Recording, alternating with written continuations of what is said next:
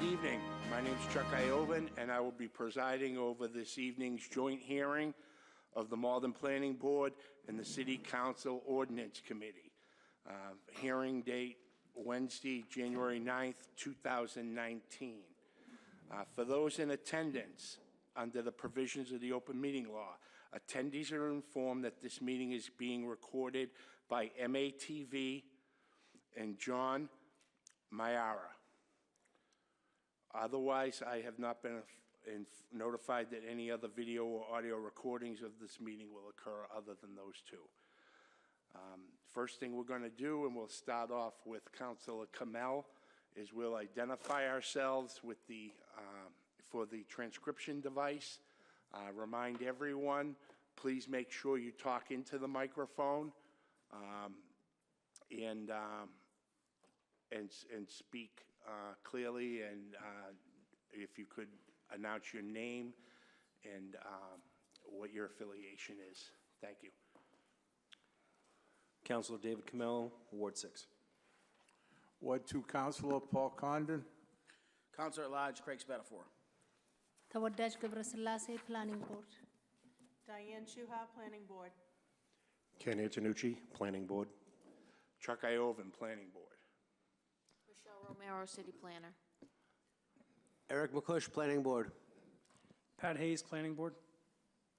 Eric Henry, Planning Board. Charlie Ferguson, Planning Board.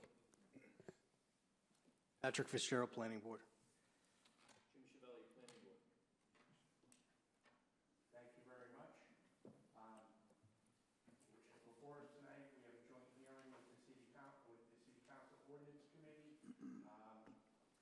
Ken, if you could read the public notices. Afterwards, we do have another hearing for 200 Exchange Street. Anyone in the audience for 200 Exchange Street? Okay. Counselor, I don't know if you know, but they're going to request a tabling. So I just don't want anyone in the audience, if they are here solely for that will be tabled, and notices will be redistributed to abutters. Okay.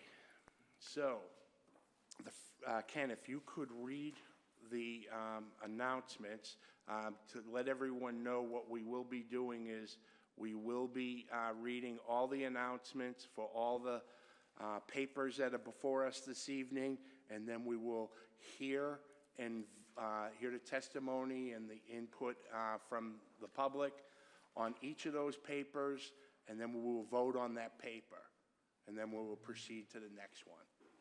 Okay, so Ken, if you could be so kind as to read it. The City of Malden Planning Board will hold a joint public hearing with the City Council Ordinance Committee, Section 800.5, Chapter 12, Revised Ordinances of 1991, as amended, of the City of Malden zoning amendment petitions to further amend Chapter 12. 1. Section 700.15, new, to establish regulations and requirements for development impact mitigation, City Council Paper 470 of 2018. 2. Sections 300.1.1, 300.3.2.7, 300.3.2.8, and 400.1.2.7 existing, to amend use category and use regulations for dwelling, multifamily, more than 6 stories, but not more than 12 stories, and use regulations for dwelling, multifamily, more than 12 stories. City Council Paper number 509 of 2018. 3. Section 700.1.3.1, existing, to amend regulations of residential conversion of pre-existing non-conforming property in residential zoning districts. City Council Paper number 521 of 2018. 4. Section 400.1.4.6, existing, to amend dimensional controls for motel hotel. City Council Paper number 525 of 2018. And 5. Sections 300, 400, 500, and 800, new subsections, to establish use regulations, dimensional controls, parking requirements, and definition for new residential use category to be known as dwelling co-housing. City Council Paper 554 of 2018. Thank you very much, Ken. The first paper that we're going to take up is paper number 554 that has to do with establishing use regulations, dimensional controls, parking requirements, and definition of a new residential use category to be known as dwelling co-housing. Do you want me to? Yes, if you Okay. could, Michelle. Yes, we received a letter, we received it on December 28th from one of the paper sponsors, Steve Winslow. You have a copy of that paper in your package. It reads, "Dear Chairman Iovan and Councilors O'Malley and Spatafora, I am writing in regards to the hearing scheduled to open January 9th for the paper I co-sponsored with Councilors Condon and DiMaria proposing to create a new use category to be known as dwelling co-housing.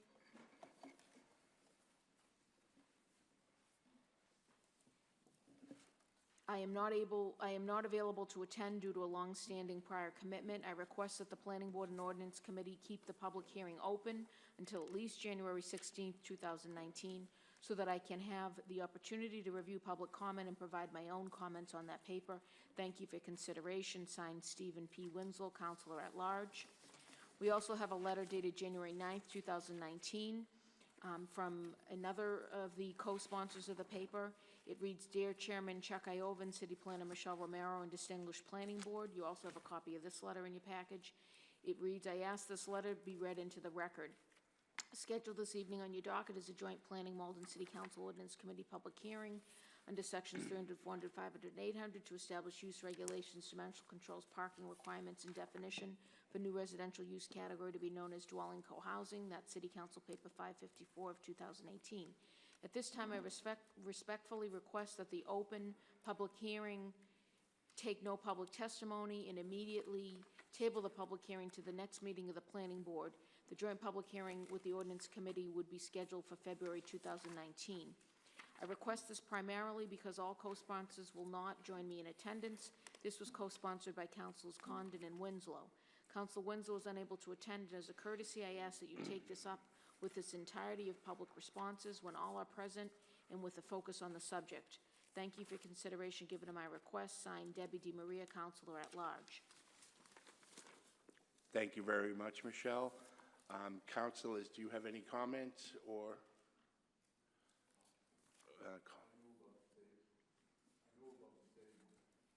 Still, there's some numbers, I think, that he has to address. Okay. Yeah. We can certainly pass that feedback back to him if you want. I had talked to him before he left. Okay, so Yeah. he's aware of Oh, yeah. what your concerns are, Yeah. and that's it. Okay, that sounds good. Anyone else? Yeah. We don't vote. Council Kamel, any comments? No? Just, I support tabling it. Okay, very good. Given the likely large amount of public testimony that we would expect to receive about this amendment and the complexity of the amendment, I do recommend that you table the hearing in its entirety and do not take any public testimony tonight. That's recommended so that all testimony would be heard at the same time and considered with continuity by the same planning board members in the event that not all the same members are present at the next meeting. So I would recommend that the public hearing be tabled to the next available meeting of the planning board, which would be February 13th. I would like to confirm that we would have a quorum of the ordinance committee available on February 13th so that we can reopen the hearing. Okay. And we will not need to re-advertise, but, we will post the notice with the city clerk and on our agenda. Yep. Just for my, I should know this, but Michelle, if there's any changes made to that paper before the next meeting or suggestions, you'd have to re-advertise, right? No, we wouldn't have to re-advertise. We've advertised fairly broadly to, establish use regulations, dimensional controls, parking, and a definition. So if anybody receives any comments, they should bring them to the hearing, and we should introduce them publicly. any changes to any of the proposed numbers, as Council Condon mentioned, we can address that at the hearing, and we can receive all the public testimony at that time. So no, I don't believe any new notice would be required. Thank you. Appreciate that. Thank you, Mr. Chairman. Thank you very much. Okay, for the planning board, is there a motion? Ken Antonucci. Mr. Chairman, I'd like to make a motion to table the public hearing on City Council Paper 554 until the next planning board meeting. Very good. Eric McCush. I'll second that motion. Okay, Ken's made a motion to allow, to table the paper. Eric McCush has seconded it.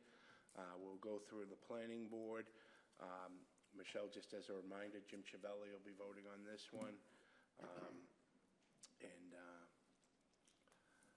Bear with me as I figure out who's sitting where and try to get your mics on. Jim will be on, then Patrick's a little bit. Okay, so if you want to go, Michelle? Ken Antonucci? Yes. Jim Chiavelli? Yes. Diane Chuha? Yes. Patrick Fitzgerald? Yes. Tawadej Gebrselassie? Yes. Patrick Hayes? Yes. Eric Henry? Yes. Eric McCush? Yes. Chuck Iovan? Yes, that paper's been tabled until February 13th. The next paper that we're going to entertain will be paper number 470 to establish regulations and requirements for development impact mitigation. So,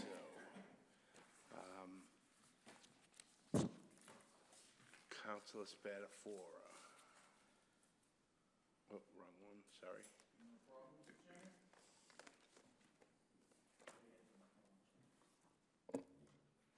I keep turning on the wrong one, I'm sorry. No, I shut it off. There you go. Thank you, Mr. Chairman. Yep. Thank you, members of the Planning Board Committee. This paper is sponsored by myself and Council O'Malley, who I know is here and to be willing to speak. Oh, there he is, he's back. Yep, he's back. I saw him. This paper is kind of a, well, it is a deja vu. This was something that was in ordinance a couple of years ago, I believe 2. And the council necessarily didn't vote it down or did not dislike it. It was a matter of we did not have enough time for the paper to be finalized. There was some discussion on the number of units that it would be covered and the calculation. You look at broad-based communities around us, some do square footage, some have exemptions under a certain amount. Some are calculated on a square footage basis, some are done on a unit basis, some are residential, some are mixed use, so there's a whole combination out there. And the paper fell short in terms of time limit, and Council O'Malley asked if it would be willing to take it back up. We did have a brief discussion in ordinance last year, and the paper before you, I think, is a broad interpretation of what we would like to see. There's a couple things that I've researched in the last couple weeks in terms of maybe possible changes. And the rationale for this paper, and I want to be very cautious here, is we've been trying to attract more commercial-based, industrial-based businesses, manufacturing to the city of Malden for all the various reasons. Better taxes. We feel that as much as we like to say it, we think the apartment market here is probably tapped out. And we would like to get some of the out of Boston manufacturing and development and R&D and technology to come to Malden. So you have to be careful in terms of how you price point this in attracting this, especially if you decide to do some mixed use. What this paper's intent to do is basically take some of the burden and stress on the city's infrastructure and have these businesses, these residents, anything over, I believe, 5 units, help us with our infrastructure. The CPA was passed last year, or 2 years ago, and the residents voted unanimously, not unanimously, but overwhelmingly to pass that additional tax on to help us with all the things that the city budget can clearly not keep up with. I look at this as another revenue stream. I don't think this is the finalized document, but I think it's a good starting point to do this in terms of asking a development over a certain number of units to help the city with those additional costs that are put on the infrastructure.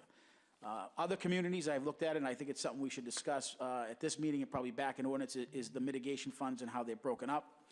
Some communities break it up in a various number of ways.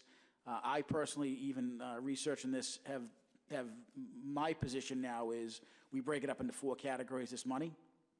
We look at parks and recreation, open space, public safety equipment, so fire trucks, police trucks, fire trucks $1 million, so they're pricey. And the fourth one would be infrastructure, roads, sidewalks, water pipes, et cetera. And if we took some of this money and broke it up to those 4 categories, I think it would help with some of our needs. Now, that's just my opinion, but that's the basis for this paper.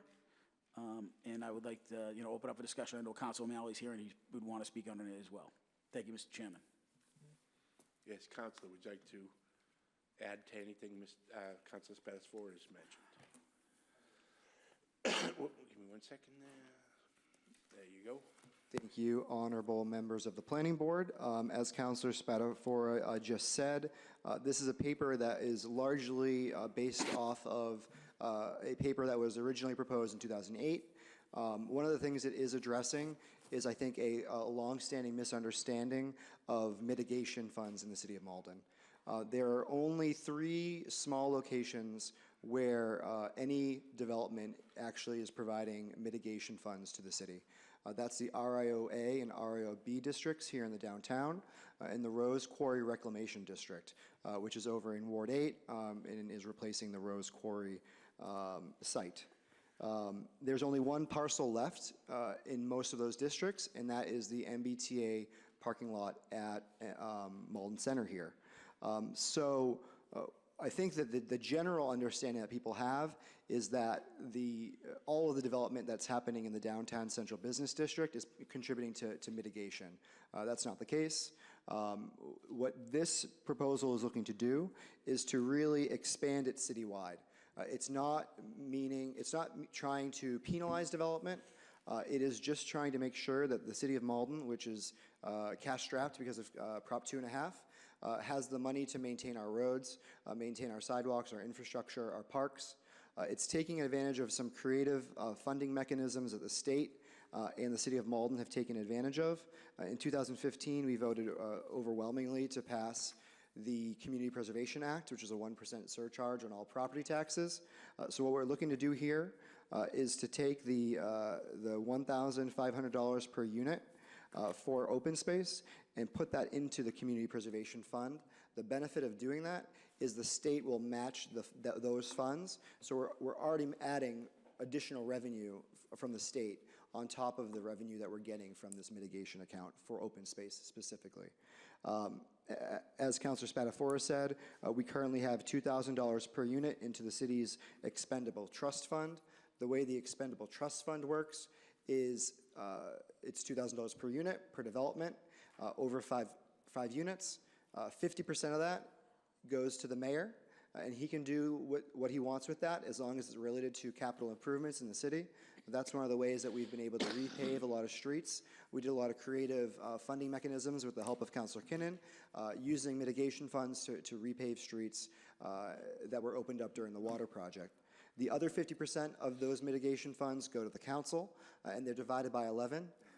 And with that, we do various sidewalk improvements, park improvements, and other infrastructure that's related to mitigation. In addition, our current ordinances say that if a project is going on and they need to replace the sidewalks, they're required to replace the sidewalks to the satisfaction of the DPW director.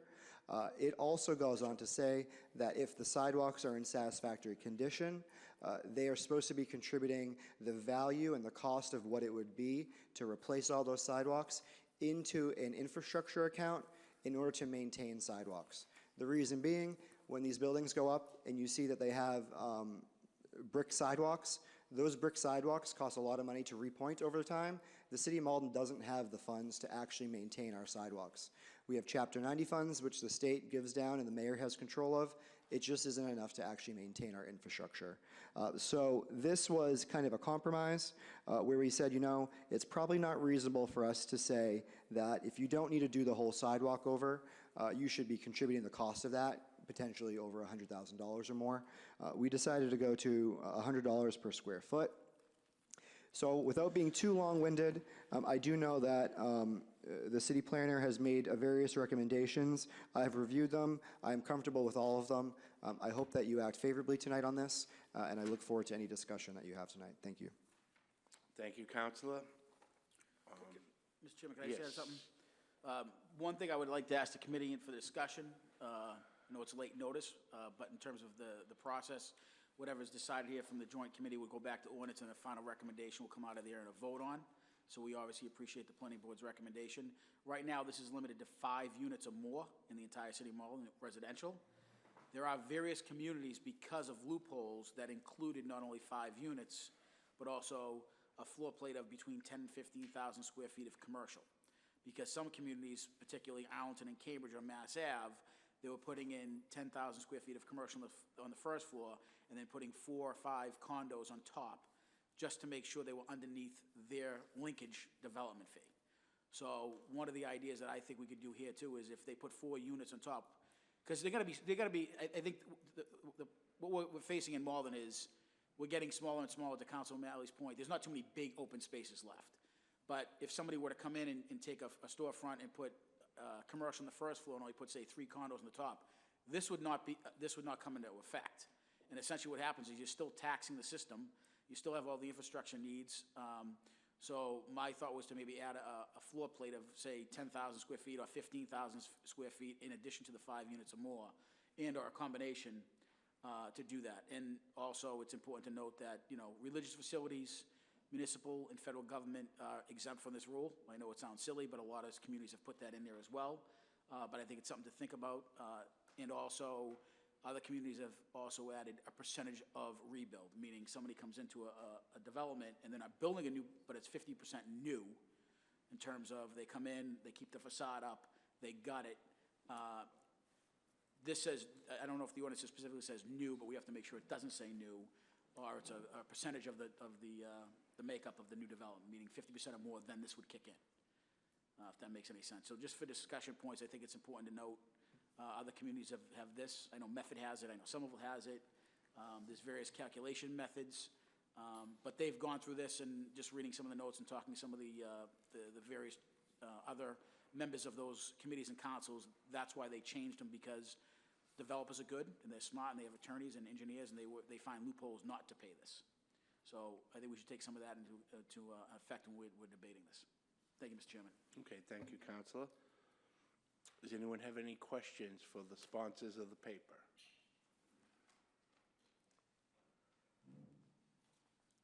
And just for clarification, Charlie Ferguson is voting on this one. Eric McCush. Thank you, Mr. Chairman. Councilor O'Malley, you had mentioned that the state's going to be matching the money raised to the mitigation fund. Is that dollar for dollar, or is that 10 cents on the dollar, or? The match fluctuates year over year. My understanding is the current funding mechanism is based off of real estate sales. So as that market changes, the amount of match changes. As different communities enter the CPA environment, like for instance Boston, that also has significantly decreased the match. So my understanding is the legislature is looking at different funding mechanisms to get more funds so that the match can get higher. Regardless whether it's 10, 15, 20, or 50%, money is money, and in the end it helps. So I don't know, it fluctuates per year. So you don't know? I do know that Ken Antonucci is your representative on the CPA, so he would probably have better information than I do. Ken?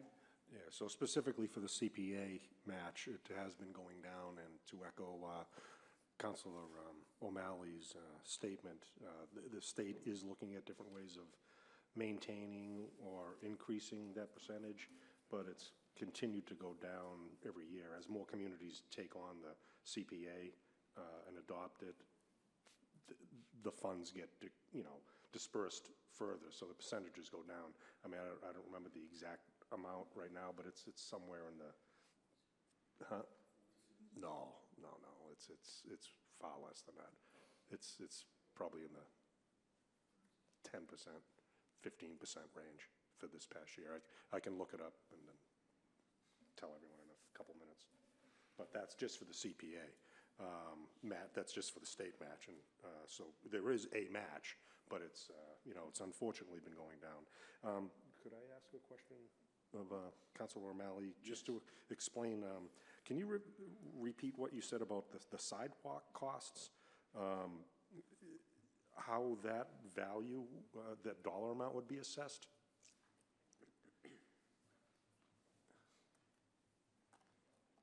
I believe there might be a typo in here. I'll defer to Counselor, I think Spatafor, this is your amendment.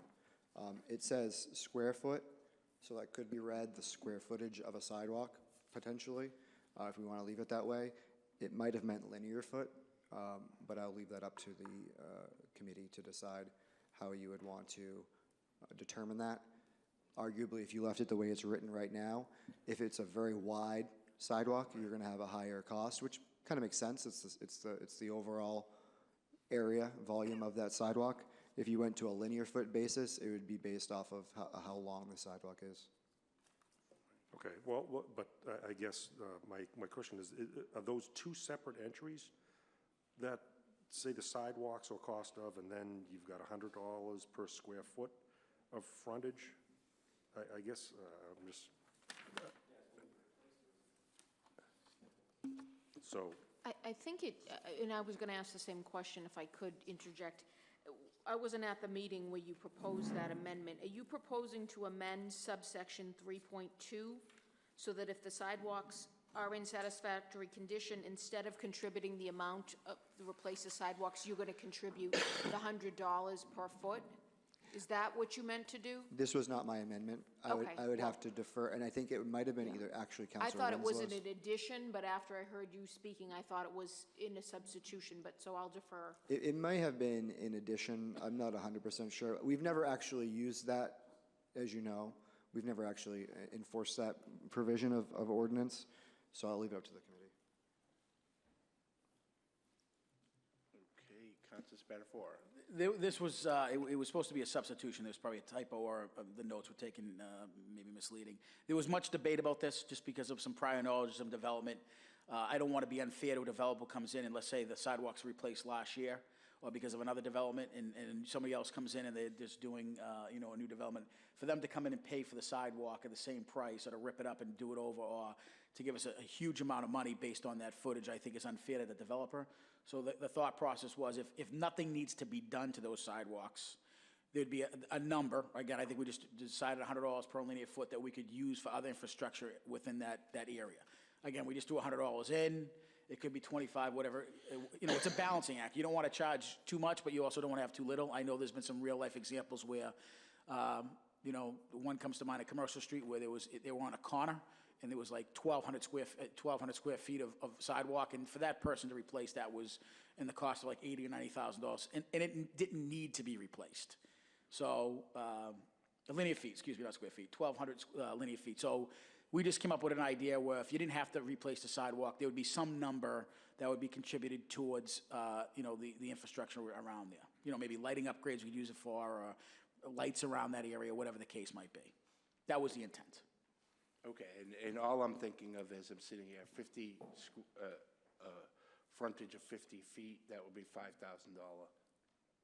Is that the range Correct. you were talking about, Yeah, rather than? Yeah, Mr. Chair, we just threw 100 in there. I mean, I think we got to iron out all the funding mechanisms in terms of, put some pen to paper in terms of what we want, but the idea was to put in some categories where that's how the mitigation would be broken down into certain areas. If it's $25, $25, again, we want to be reasonable. We don't want to be too much of a tax and not encourage development, but the same token, we just feel like there's got to be some additional funding that we're getting. Because to Councilor O'Malley's point, there are only a couple developments in this community that are paying $2,000 per unit. There's other ones that are basically paying nothing. Right. So what we're trying to do is disperse that to the entire community to help with that. Okay, yeah, no, because I was just thinking that it's either 5,000 or 40,000 for that 50 linear feet, figure an 8-foot sidewalk. Okay, does anyone have any other questions? Oh, Ken Antonucci. Yeah, so, I mean, just to clarify then, so if the sidewalks currently, if the sidewalks need to be fixed, the developer, we ask them to fix them. So if the sidewalks don't require any work and they're okay, this is just a way to raise some additional tax revenues.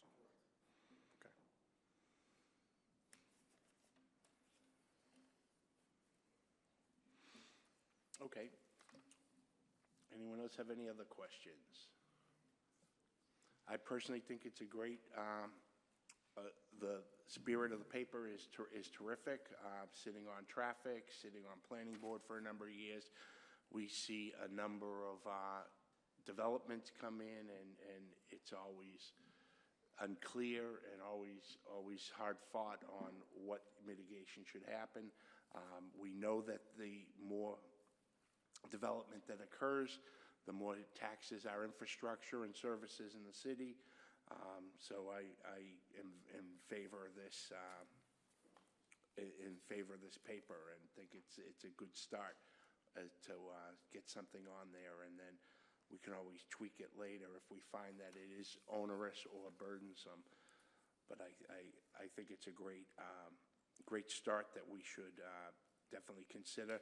I'm very interested in the points Councilor Spatafora made about being clearer on the definition of what triggers the mitigation. Because, you know, when I was reading it and I saw the two, when I read the paper itself and I saw that it was referencing 2 units, I was a little bit concerned. And then after having seen the staff report, seeing that it recommends moving it up to 5, that's more in line with our multifamily property threshold. So that made me feel a little bit better about it. But I think Councilor Spatafora brings up a good point. A lot of what we're going to see might not be the new development as much as infill and renovations, and as people come on and take on industrial properties and then try to do something with it. I think it would be worth refining the usage, and whether we start the process in the council and before they vote it out, comes up with something a little more specific. But I think we should definitely give some guidance on what we believe the definition should be. Does anyone have any other comments? Oh, Ken, did you have one? Yep. Yeah, sorry, me again. The body, up above in the summary, it talks about the school system, public facilities, infrastructure, open space. What is the funding mechanism to get some of this money into the school system? In this particular paper, there is no funding going towards the school system. That was done not out of a mistake, but I think we have some other zoning efforts. So for example, the marijuana paper, in that ordinance is a 3% tax. That 3% tax will be going to the school system for education towards drug abuse. So we'll be giving all that 3% that way. The other discussion too, which I mentioned, was I know that it says in here the mitigate the ward improvement funds. I looked at other communities, and they set up distinct, separate funds that money was split in individually, and then one community I looked at particularly had a threshold, meaning, let's say it was $100. The $100 was broken up 25, 25, 25, and 2 of those I borrowed from other communities, which was the Parks and Recreation. The other one was the open space. The public safety one I added, as well as the infrastructure. So say it's $100 comes in, it gets broken up 25, 25, 25, 25, and then one community in particular said no less than 20% of that has to go to the impacted ward. So what they do is they take that pile of money, they divide it into those categories, they shift it to the entire community, but they say that 20% of that funding, so let's say it's $100,000, round numbers, 20,000 has to go into that ward, and the other $100,000 gets broken up. It gets a little tricky too if you're on a borderline of 2 wards, because the council's going to want to fight over money, but that's why they distinguish it up to these certain infrastructure funds, simply because, you know, we do have a lead pipe problem in the community, We do have an open space that we want to buy land. We do have equipment we need to buy for the fire department and police department. And we obviously have some recreation that we would like to increase our park space, et cetera, for all the youth sports. So by having those categories, I think it would help us not necessarily get it to the public school systems or the schools, but I think it helps reinforce that because ultimately, like the CPA money, if you're using other funding to pay for other bills, you free up some capital inside the budget. There's never enough money, Kenny, you know that. There's never enough money. But by having the CPA now, the tax on the marijuana, this possible, you having additional funding coming in, the bills are still coming in, but I think we'll have a little extra to put towards other needs. Thank you. Okay, Eric McCush. Patrick Hayes. Thank you. To that end, Counselor, I would just add the public facilities. You know, you have all your buckets, but it's, you know, public facilities wasn't specifically in there. We're going to have a new city hall. We have a new police station, but our schools are hitting that. Maintenance. They're hitting it. Absolutely good. That's a good one. Yeah. Thank you. That is a good one. Any other questions or comments? Eric McCush or This was Eric this time, yes. It seems like there's a lot of little details that seem to me need still to be worked out on this, and to vote on it now and we can work out the details later. I'm more comfortable with knowing the details before we vote on it. Fair enough. And we're meeting again next month. Would we be better off just tabling it for one more month to have you work out those little details, and then we can vote on what we're actually voting on? Yeah, I would yield for the committee. There is a new ordinance committee this year. This is a paper that came from last year, but I think the council, I know Councilman O'Malley, I don't want to speak for him, but I'm sure he'd be willing to do a little work in the next month to get this paper where it could be. And I think it's something, too, we'd have to let the whole council know to get their input, but I don't have a problem from my perspective getting a clearer picture to you to have some input on. I'll yield to the rest of the ordinance committee. Anyone? Councilor? I would also be open and willing to a tabling motion. One of the things I would ask is that this be kind of a collaborative process. So it'd be great to hear your feedback. It would be great to hear some suggestions of what the planning board thinks, because I think you are all subject matter experts in different areas to help us craft this and get it as good as it can be. So if that is the decision, some feedback would help us make sure that we get the best ordinance possible. Thank you.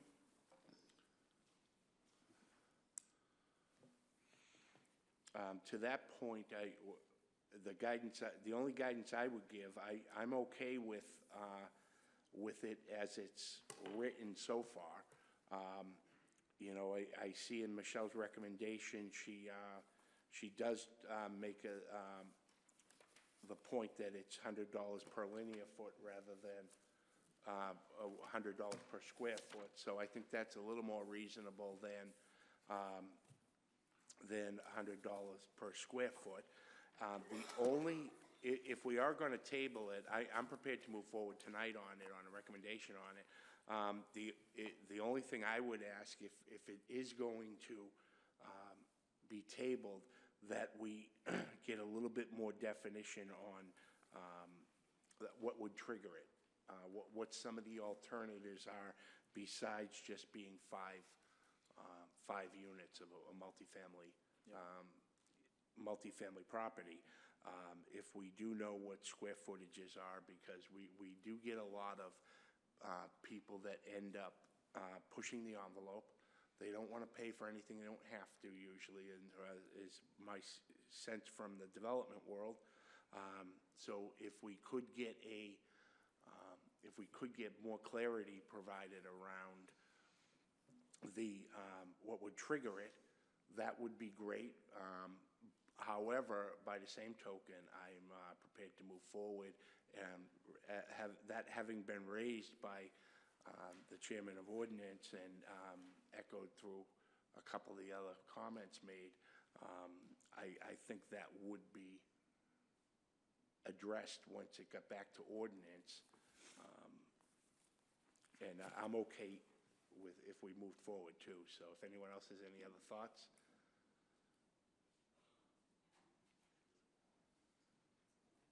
Ken Antonucci. Well, it's actually me. Oh, I'm sorry, Diane Chuha.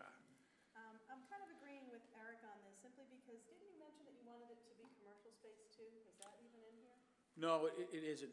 That was something I read after this paper was filed, that some communities, because they're getting smaller footprints. So what they're saying is if it's mixed use, say 5 units in 10,000 square foot base plate, then this would trigger it. Right. Maybe we go 15,000 square feet and 5 units. So that way we're still not, killing the small units, but still capturing some of the revenue that we might not get because they can, to the chairman's point, they go right below the envelope so we don't have to pay anything. Right, so to Eric's point, it's, we can sit here and reword everything, but in another month, you might have everything all bubbled up and nice and neat. Yep. And it would be more precise, I think, for us to have a clearer view of what we're voting on. Because what I get confused about is we start changing things and adding this, and, we do it all the time, but on a zoning one, I get a little more nervous. So I'd like to see it get tabled, so I would, if Eric was making a motion. Does anyone else have any other questions? 1 second. No other questions, Councilor O'Malley? I wanted a little bit more clarification on the triggering question that you had, because I want to make sure we fully understand it. Because it says the general applicability to new residential development as proposed. The amendment applies to new residential development, which is defined to exclude remodeling of existing dwelling unit and to include, but not limited to, a project containing 5 residential dwelling units. So are you saying that it should be not just for new construction? Yes, for substantial renovations also. Okay. I understood that this new threshold that Council Spatafora was referring to was for not new construction, was geared more towards renovation of existing properties, where they go in and gut it, leave the facade the same, but then they push the envelope on the inside. So my understanding of the way the ordinance is written is if you did a gut rehab like that, if what you are replacing is the same number of units, it would not apply. But if you are if you're adding 1 additional unit, it then would apply.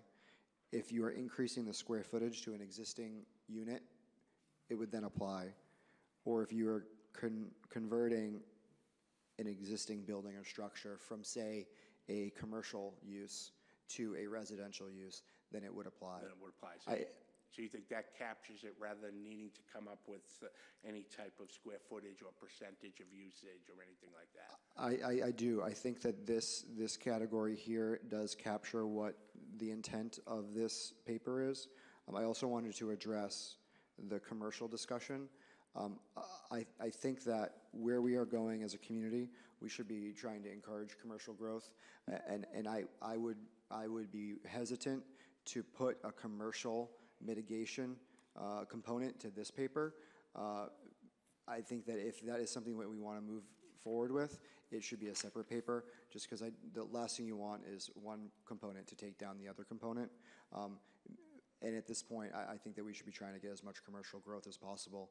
I think that this is really where our community wants to see some type of mitigation.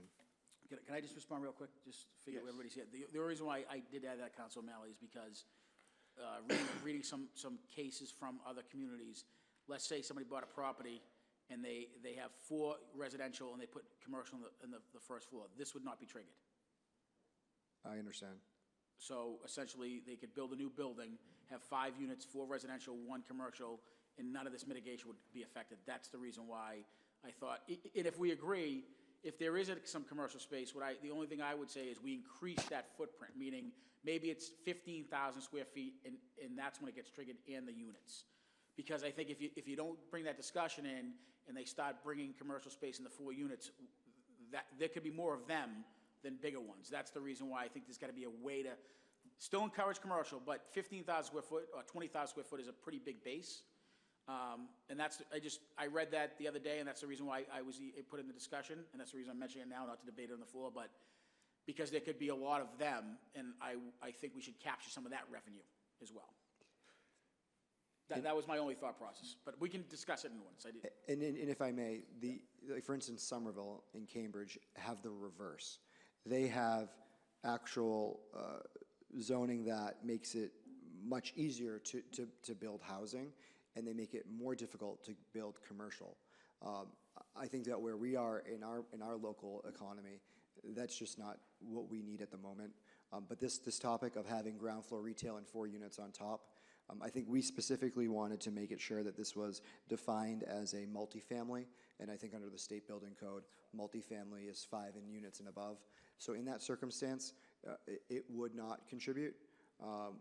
But I also think that a building that is contributing ground floor retail and 4 units on top is a net positive for the community versus a larger building that is adding a lot to the school system, adding a lot of wear and tear on emergency services and different things like that. So, thank you. Thank you. What's that, Michelle? Yes, Michelle, go ahead, and then Ken. Yeah, just to clarify, under the state building code, I believe multi is considered 2 units or more. So it's under our local zoning, it's 5 units or more. But that is a question, and it was one of the recommendations I made. The paper reads 5 unit, more than 5 units, so it doesn't even capture the 5 units. So I had recommended 5 or more units. So that's one thing. I think the number of units is something you should look at based on what I've heard, or we should look at. Maybe the correct number is 4 units if we're concerned with a smaller residential development. The way the paper was advertised, it proposed it's only for residential development. That being said, you can, I believe, we're talking about not putting a mitigation fee on commercial development, which was a previous paper from years ago where we proposed it. I think you're talking about if there's commercial development and residential, this gets triggered. So that's different from saying $2,000 per, 100 square feet of commercial space. I don't think you're proposing to add a commercial mitigation fee. I think what I heard you say was if it's commercial with residential above, it will be triggered. The question is, again, are you talking about new units, new construction, new commercial, and then what would the square footage of the commercial be to trigger it? So those are the types of questions I think you need to answer. I think you could, under this paper, pull in those units that are above commercial. Again, you just really have to define. Also, I just wanted to briefly mention, I now understand better about the sidewalk mitigation piece. So if this is tabled, I will make some additional revisions to the recommendation now that I understand what the intent was. It wasn't to add an additional mitigation piece for the sidewalk. It was to substitute mitigation piece. Also, I want to note, since we're having a discussion, something else to be considered is the way the paper's written or proposed, it's for rental units only. The recommendation that this board made last time, and that I will recommend you make again, is that it be for all new units, whether they're condo or rental. We cannot regulate that under the zoning. Use, we can regulate. We can't regulate form of ownership. So I think it's, we need to say new dwelling units, period. The idea of remodeling a dwelling unit, more than 50% remodeling or renovation, that's something else that I think got brought up. But again, if you're only talking about new units or extending existing units, but that, I think you could come up with a percentage. If more than 50% of a unit's renovated, or more than 90% or 70% or whatever number, that would be another way to get in the renovation piece, which isn't covered right now, at least the way I read it. Okay. Any other questions, Michelle? No, but I did want to also mention, I did get some guidance, which I think you already heard most of it, about the expendable trust fund. So we heard how it's broken up, but that would be the other thing. If there's any question or consideration from the board as to where the mitigation contributions should go, I would think you want to talk about that now too, so that it can be addressed. Okay, well, let's see if Whatever. anyone has any questions, and we'll go to Kenny first, because Kenny was already requesting. So Yeah, go okay, ahead, so, Councilor Spatafora, sorry, so just to clarify on your scenario with the commercial with the 4 above, the mitigation fee would only be charged per residential unit, Nothing on, nothing on the commercial. Correct. Okay. And that would only be, unless it was changed, it would only be if there were more than 5, unless you want to add that additional language, right? Correct. And to Council O'Malley's point, I want to echo, every paper I looked at, I think it's important to know, I completely support him when he said we have to bring more commercial industrial space. Everything I read was mixed use, so it was a combination of residential and commercial.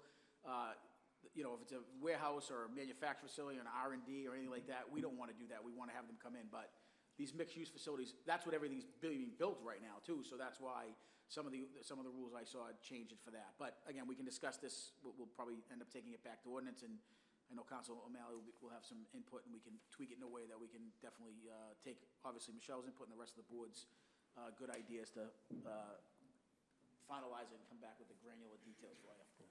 Okay, and then likewise, so it does note here about the addition of a new unit, that mitigation fee would only apply to the added number of units. I think so, yes, right?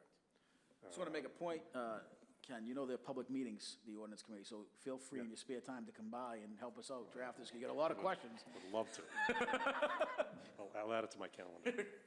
And if I could just clarify, the way it's written though, it's per unit for every unit in the project. It's not written right now that you only make the contribution for the new unit. It does say per unit for every unit in the project. So it's triggering the contribution. If you're adding 2 units and it's 7 units, I believe you're going to be looking for the contribution on all 9 units. At least that's the way it's written. Well, I think that's the intent. I mean, that's got to be fair, because we're doing it to, you know, right now, we're doing it to only a couple properties in the city, and they're paying in all the units. So we almost want to mimic that same thing. I don't think it's fair to have the big, you know, certain developers are only paying, not the other ones. Try to create some parity and equity through the community. Okay. Does anyone else have any other questions? Michelle brought up anyone who had questions about the funds that the monies would go into. Eric Henry. Did Eric or Charlie? Charlie Ferguson. Thank you. We touched on it a little bit with the $100 per square foot for the sidewalk, but I would just find it helpful if this gets tabled or whatever the next step is. If there was some sort of note that said maybe in other communities what the mitigation costs are, so that we know that, you know, we're kind of in the same ballpark, whether it be too much or too little. It's not what I'm saying that's noted right here, but I think it would be kind of helpful to know that we're in the same sort of ballpark with other communities that do have these mitigation. Yeah, that's a good point. Mitigations. Yeah, other communities put the actual calculation method in their ordinance, and it's all has to be done by the building inspector, or building commissioner verifies based on the square footage. Because there's also some communities that don't take into a certain consideration of common area maintenance, public spaces that's open, they don't charge on that. So there's a whole plethora of information out there that way that we got to figure out as well on that. Right. But good points. Thank you. Thank you. Okay. Any other questions anyone has? No. If no one has any other questions, we'll move on to. Yes, you're going to go forward and take testimony? Are you going to take public testimony? Yeah, unless you advise we don't. I was going to do in favor and against. Yeah, that's fine. Keep in mind, any board member that votes tonight will be voting Right. next time. With the exception, we do have 10, so if somebody is absent, technically, everybody could potentially vote on it. But only the members here that are hearing the testimony Right. can potentially vote. So the one member absent cannot Right. vote on it. So, no, it's fine, you can certainly take testimony. Okay, so. But then you'll take it again next month as well, Next right? month, right. Okay. Yeah, because I'm assuming there's going to be some new information that's going to be entered, and there are a few people out here, so I don't want to not give them an opportunity to speak if they came to speak on this. So at this time, we'll take anyone who would like to speak in favor of this council paper. Anyone like to speak in favor? Good evening, Prisco Tamaro, 56 Pine Street. Thank you for allowing public comment. It's difficult to get childcare on these nights. Just a point on the CPA. The percentage has reduced incredibly over the years. It's down to about 13% right now. It was 100% back in 2000 when they originally started it, and it was 100% for a long time. And then it slowly reduced down to, I think it was 30% when we passed it in 2015. Fortunately and unfortunately, Boston passed it and is taking a big wall above it. The good thing about it is that that brings a lot of the state reps from Boston in to potentially provide other revenue sources. So we expect that revenue source to increase. Governor Baker has looking at revenue streams to make it maybe a minimum of 50% in the future. So we're optimistic about that. I applaud the council for eliminating the expendable trust and going forward with that recommendation. I think that's a great idea. I guess I just want to talk about the fees and just in general talk about maybe 3 of the previous larger projects that use this. For example, the City Hall. The City Hall project originally started with 225 apartments. Quickly, they purchased the First Church and they demolished the First Church and they added another 100 apartments. The $2,000 mitigation fee per apartment, I don't believe was a concern of theirs when they added those other 100 units. The Rose Quarry, they did another 300 units, and they also had a $2,000 mitigation fee. I was at a lot of those meetings. They didn't have an issue with the 2,000, and it's my opinion that they would have paid a lot more just to have gotten that situation over with. That was a long process, and I think that they would have easily paid that to shorten up the process. And then even with the hospital development, or the most recent hospital developer, which is not in the RIO or the Rose Quarry, and they have no requirements of providing mitigation fee on their first option of 395 units, they quickly provided the $2,000 mitigation fee. It's just standard business for larger, and they knew that. They were professional developers. I guess what I'm trying to get at is that let's look at these fees and let's look at where they are. It's a great start and potentially increasing them, or just looking at these previous developments did not have an issue. It didn't stop them. So let's just keep that in mind. I also want to suggest that I appreciate the comment of including the condos with the apartments. I think at this particular time, we want more owner-occupied units. And so maybe having a sliding scale of keeping the 2,000 maybe for the apartments, 2,000 for the condos and potentially increasing for rental units. I think these numbers need to be looked at every couple of years. I think it works with the real estate market. At this particular time, we're not looking for units, so we can increase these costs. When in the future we are looking for residential development, I think we can easily decrease those costs and try to attract more of it. So just please don't sell Malden short. Thank you very much. Thank you. Is there anyone else who would like to speak in favor?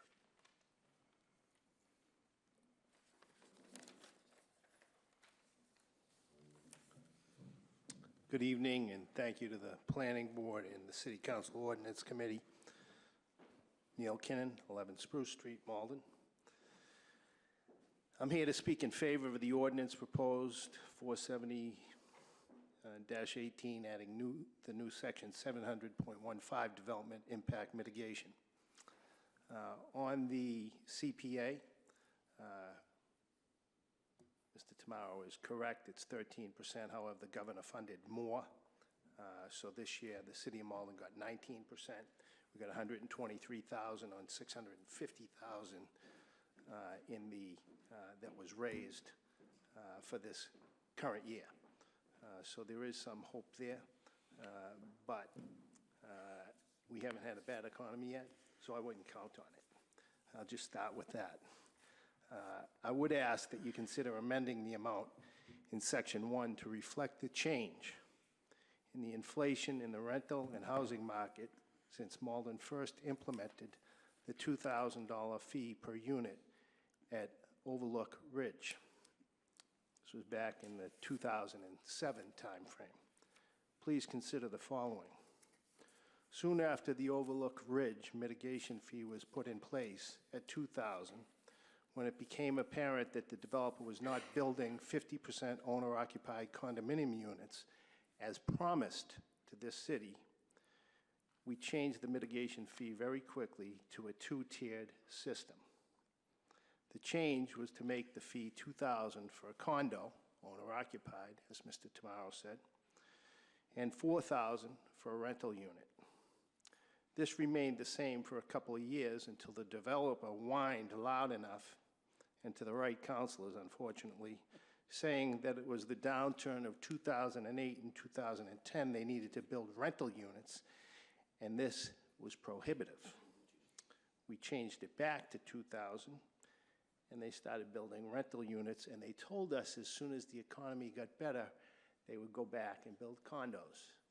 They have yet to build a single condo in Malden since that time. They have made a fortune down there. They promised as soon as the market, as I said, that would happen, and it never happened. Those of us who sponsored that differentiated fees did so because Malden was headed in the wrong direction in terms of percent rental units in the city to owner-occupied. Councilor Spatafora was one of the co-sponsors at that time. At the time, Malden owner-occupied housing units was about 43.5% of its properties. Today, we are nearing 40%, and dropping below that figure, there are only a few cities with those rates, and it brings in real stability issues in our schools. Somebody asked about the schools. There's direct correlation with rental percentages and high mobility rates and high needs rates in school systems. The reason is simple. People who rent simply move every few years, and typically, as MAPC and every other group will tell you, tend to be struggling to pay their rents and continue to look for a better deal. The Malden Public Schools is now approaching 30% annual attrition and churn rates in its school system.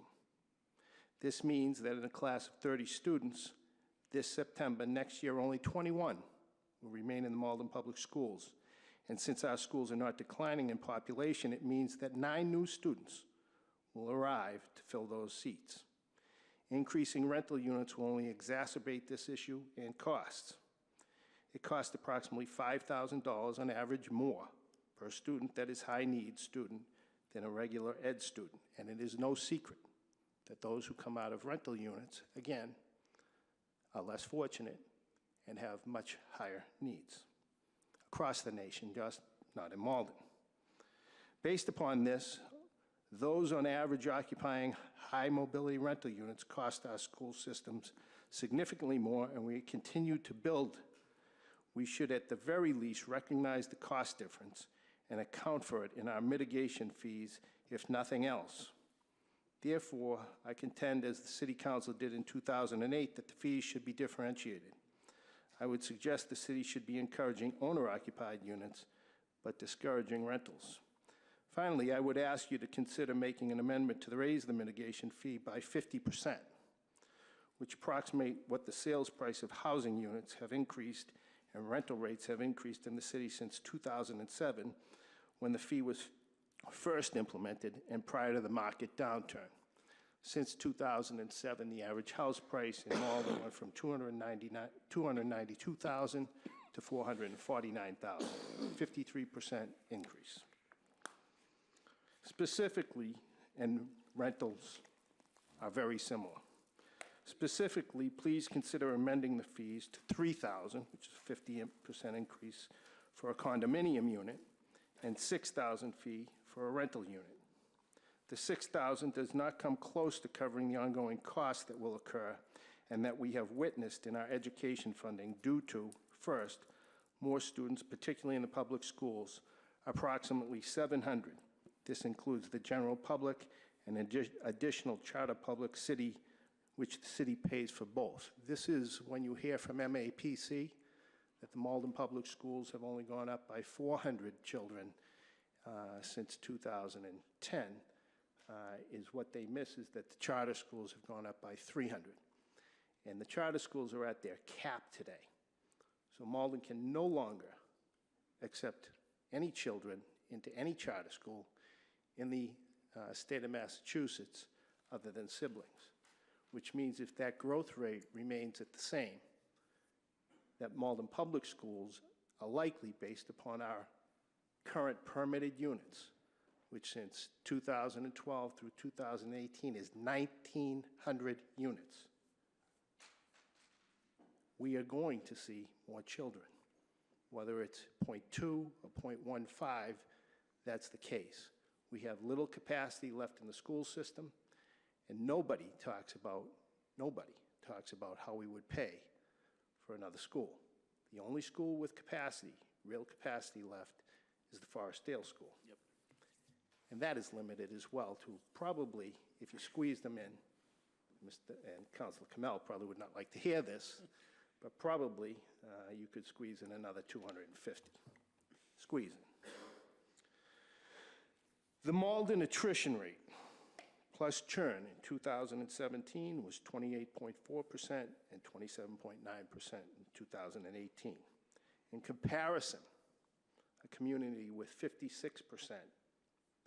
owner-occupied, our next-door neighbor, Medford, don't kid yourself, they haven't built anywhere near as many units as we have. In comparison, they are at 18.1% churn and attrition, 10% less in 2017 and about the same in 2018. 10% less and not growing. Malden owner-occupied rate is now below 41% and will drop to about 40% when the new units, which are in construction now, come online. These figures are readily available at the DESE and via the census data and the city assessors database. That's all I have to say now. I will have more information on the height of buildings, but I would beg you to have somebody come down from the mayor's office and through the city and give you a financial analysis, a real financial analysis of what rental units cost us. They cost us. They do not deliver money to the city coffers to pay for the expenses. And that is why, over the last 25 years, the police department is the same, although we have 10,000 more people in the city. It is why the fire department went from 140 firefighters in 1990 to 107 today.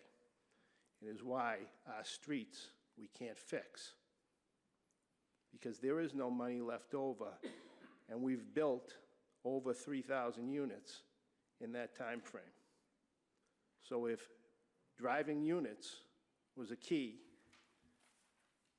we would be flush with cash. We are not, but there is information in the city right now which will explain it all to you. As the planning board, I would beg you to seek that information out. Thank you. Thank you.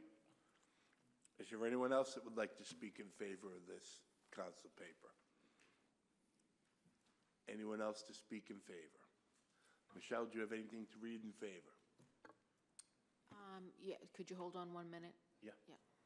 Can I just make a point, Mr. Chairman, too, real briefly? Yes, Not to- while I Michelle wanna looks at dwell on that. this. One thing to note, when Mr. Kinnon was speaking, other communities, when they do this, they also allow to have their zoning density increase. There is no way I would support that in any of this measure. So a lot of other communities that do have this, what they do is they said, development, if you pay it, we'll let you build more and have more density. I think what we're trying to do here is have smart growth, but not encourage that increased density, because if you have more density, you're gonna have more infrastructure needs. It's kind of like a vicious circle. So I think if anybody, takes time and goes home and researches this for the next meeting and has some ideas, you're gonna see that they essentially say, we'll decrease our zoning, but you can build more if you pay more. That is not something I support, and I don't think it's something that Council Mealy or the Ordinance Committee would support. I just thought it'd be worth noting, because what we're trying to do is an opposite effect of that. Thank you, Mr. Chairman. Thank you, Counselor.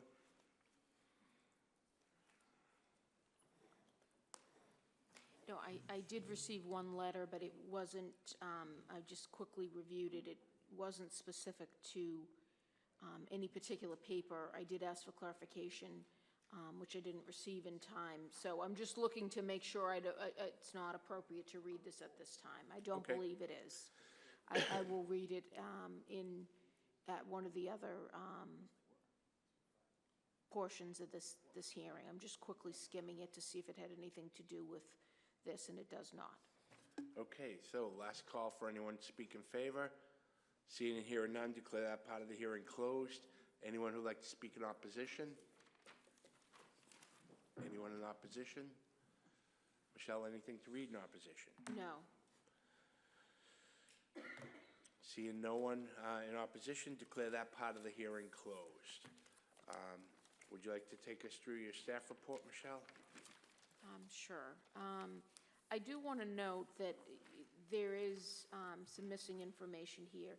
So back in 2008, similar amendments, these same amendments and some additional amendments for commercial and industrial development were proposed. We did have a public hearing in November of 2008. The planning board did not make a recommendation. The council took no final action. The paper expired. There was another paper, though, and we heard reference to this. There was a public hearing September of 2016. That was City Council Paper 334 of 2016. The planning board did make a recommendation. That was a similar, I'm not sure if it was the exact same paper. I don't have a copy of it here. You did make a recommendation to approve. It was for residential mitigation fees. You voted to recommend approval as submitted and with the recommendation to review the amount and methodology to increase. That was taken back to the City Council, or that was filed with the City Council. The City Council Ordinance Committee did review it.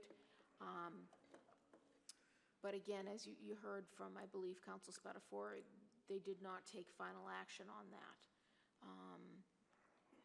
So we do have an opinion from City Solicitor Kate Fallon dated January 7, 2019, that says in accordance with our section 800.5.5, our zoning ordinance and Mass General Laws, Chapter 48, Section 5, this amendment may be properly considered at this time. So there's no concern about this being a repetitive petition or an issue with your reconsideration of it. We did hear about the further amendments that were made to this paper after initial filing. You do have a copy of the original paper in your package. You also have a copy of the committee report in your package. We discussed this at length already. This does apply to new residential development. There is a definition in the proposed ordinance. It excludes remodeling. It includes projects more than 5 units, all units in the project, new construction, addition of a new unit, increase in square footage of an existing unit, and conversion of an existing building or structure. There are certain particular provisions I mentioned earlier having to do with the first particular contribution applies only to buildings, units in buildings assessed as rental property. It is my understanding that these provisions are contrary to the law, that we may not regulate use of property through zoning based on form of ownership. That being said, I did hear several comments about this idea of 2 tiers, and we did discuss this previously with respect to the row quarry mitigation fees. I believe that we should get a legal opinion on that, and I will seek that prior to the next hearing as to whether we can differentiate, whether we can have a set of mitigation fees that are applicable to rental units and one that are a different set that is applicable to condominiums. I'll get the legal opinion on that for next time. I will just note, presuming that we can do that, we will need to add language specifying, when it's determined that it's a condominium or a rental unit, because a building can be built as a condominium and then the condominiums can be rented. So that would obviously be a question that we would want to consider. if we're going to have a separate set of contributions for condominium, separate for rental units, that's triggered when occupancy permits, initial occupancy, we may also need to have an additional set of criteria. If a condominium is converted to a rental unit, is there an additional fee? I'm just letting you know that we may need to look into all that as well. And vice versa, if a rental unit's converted to condo. There was one project several years ago that was built to be condominiums and presented to the board to be condominiums, and then it was converted to rental before occupancy, rental units, due to the change in the market. So I'm just throwing that out there. There is another proposal, or another portion of this that we didn't really talk about, that talks about open space, the open space contribution being able to be reduced or eliminated based on a formula that would consider open space in the lot in excess of the minimum requirement. So if a project provides what's required and more, it gets to reduce the amount that is contributed. So the additional open space provided by the development allows this formula to kick in, whereby there can be a reduction in the contribution. That is in section 2.2. It reads, the open space fund contribution per dwelling unit shall be decreased by 5% for each 1% by which the open space in the lot exceeds the minimum requirement of this ordinance. My recommendation is that you eliminate that. But I'm just drawing that out to show that, since we didn't mention that. We heard about the different unit contributions. Again, right now as it's written, only a rental unit under this would make the contribution of $2,000 per unit. All property would make the contribution of the $1,500 per unit, and that will be to the Community Preservation Fund. The sidewalks we talked about, that contribution goes to the Ward Community Improvement Fund. Application and exemptions, these amendments would apply to new construction, new occupancy, unless exempt or grandfathered in by state law, our local ordinance, the State Permit Extension Act, or the express language of the amendment. There are several multifamily projects under construction right now that will be exempt from the proposed amendments, given that the building permit or special permit was issued prior to the first date of publication of the hearing notice, which was December 21st, 2018. Giving you these just for your reference, several projects in the downtown area, several projects in some of the neighborhoods, part of the Overlook Ridge project as well. There are no applications in the processing stage, so we don't have to be concerned with that. Those would not be protected, so you would want to extend the grandfather protection if there were any. To my knowledge, there were none, and I had checked with the building commissioner. The effective date, if the public hearing closes tonight, the final date for action would be April 9th, 2019. If it doesn't close tonight, it will be 90 days from whatever date the hearing closes. And 90 days is the time the City Council will have to take final action to ordain the amendment. Your standard of review and recommendation for the proposed zoning changes should be directed by substantive planning objectives, community need, and general welfare. These amendments are in accord with the recommendations of the Malden Master Plan of 2010. Specifically, there's a recommendation that states adopt a development impact mitigation ordinance. The amendments also will fulfill purposes and intents of the Malden zoning ordinances contained in section 100, which include facilitating the adequate provision of transportation, water supply, drainage, sewage, schools, parks, open space, and other public requirements, and to preserve and increase amenities by the promulgation of regulations to fulfill these objectives. And finally, these proposed ordinances or development impact mitigation ordinances were recommended in the 2006 utility infrastructure assessment that was conducted pursuant to the moratorium of 2005, the moratorium on multifamily development. So I think that's everything I had. I had made several recommendations. If you were going to move forward tonight, I would add to those if you're going to move forward tonight. If not, I would suggest that you, if you table this, that you specifically, specify what additional information you would like the sponsors to add to the paper or information proposed. I had written down clarity or clarify application. When does it apply? Does it apply to remodeling? Does it apply to mixed use? And looking at the number of units that triggers it. Also, a question about fees or the formula used by other cities and towns. And then finally, as I stated, I will request a legal opinion as to whether we can establish different fees for rental units as opposed to condos.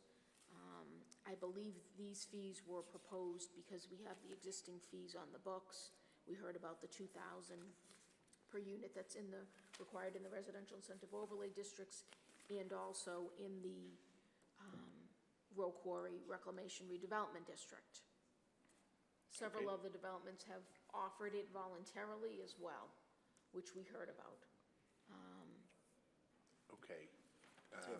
Did Councilor Kamel have a question, or?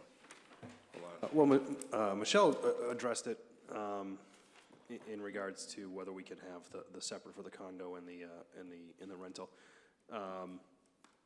What's the time frame between collecting this money for a condo, and then what is it, a year later people could be renting these out as apartments? So, I think we should still get a legal opinion, know what we can do, but and we're probably going to debate this in ordinance, so I won't get too into it. But I'd be supportive of just having the higher rate for all units. That just makes more sense. It's less of a regulatory nightmare. So, that's one. Thank you. Does anyone have any questions for Michelle's report, or does anyone want to make a motion? Ken Antonucci. Yeah, Mr. Chairman, I just wanted to clarify one thing before we move. A couple different times have brought up about the state match for the CPA fund, and just to clarify, yes, in this past year for 2018, it was 19%, and 123,000 that Councilor Kinnan stated is 13.8%, and that was what came from the trust fund. Fortunately, it was increased by another 5.2% from the state surplus. So the actual trust fund match was 13.8%, which is roughly $90,000 on $650, which is, it's as Councilor O'Malley stated, money's money. Right? Yeah. So I just wanted to make sure everyone got the right figures. Thank you. Does anyone have any comments or questions? If there isn't a motion to table, Michelle, if you go through your recommendation. Okay. There doesn't seem to be a motion to table, so if you could go through your recommendations. I thought there was an appetite to table, but Eric McCush? Patrick? I make a motion to table. Okay, Pat's made a motion to table this paper. Diane Chuha. Hold on 1 second there, Diane. I'll second that motion. Diane seconding Pat's motion to table. And just for clarity, Charlie Ferguson's voting on this one. Ken Antonucci? Well, give me a second. Sorry. Yeah, no.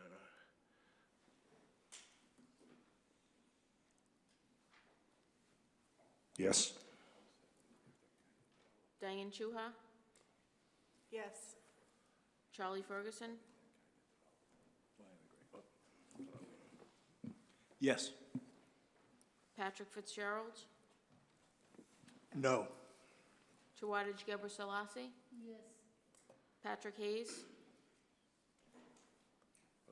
Yes. Eric Henry? Yes. Eric McCush? Yes. Chuck Iovan? Yes. So this paper will be tabled until the next hearing, the night we talk about Right. Right now, we're looking at February 13th. February 13th. Michelle, for the benefit of the ordinance committee after this, these meetings tonight, if you could send to the ordinance committee what the list of the questions and clarifying points that we had to the ordinance committee to help them understand what it is we were looking at, and that would be very helpful. Thank you. Yes. Okay. The next paper we're going to hear is paper number 509. Paper number 509, to amend use categories and use regulations for dwelling multifamily more than 6 stories but not more than 12 stories, and use regulations for dwelling multifamily more than 12 stories.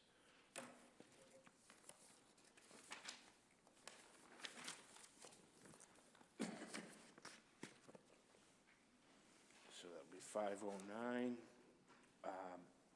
The paper sponsor is Councilor Murphy. So, Councilor Murphy, if you want to come up to the podium, please introduce your paper. Thank you very much. My name is Barbara Murphy. I live at 28 Forest Street in Malden, Massachusetts, and I am the Ward 5 City Councilor. I am here today to put before you a paper to limit the in central business, the height of residential apartment buildings. This paper, there's actually 2 pieces to it. One was one that you voted on favorably a year and a number of months ago, to actually eliminate section 300.3.2.8, more than 12 stories, to delete that use category from this this particular table of regulations. As you notice, it's all no in there. The reason for removing it is to prevent anyone from coming back and asking for any type of a special permit or trying to fight us by the fact that it actually exists in our table of regulations. So as I said, this is something that you as a body voted on favorably. I would hope that you would do the same once again this time around. The second part of this paper is actually to limit the height of the possibility of residential units in central business to 7 stories. This is, as you know, something we have talked about before. We had talked about it at 6 stories, but there was concern about Exchange Street and the grade that changed from Pleasant Street to Exchange Street and the impact that it could have on future development in the square. Gone back to the drawing board, revamped this paper to keep the 6 to 12 category in there, but make it 6 to 7.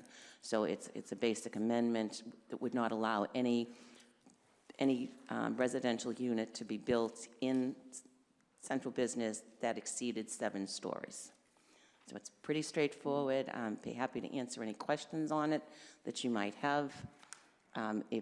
One thing that I would like to say that we've talked about in past discussions is the fact that this is something that the majority, I'm not going to say all, but the majority of citizens of Malden want to see happen.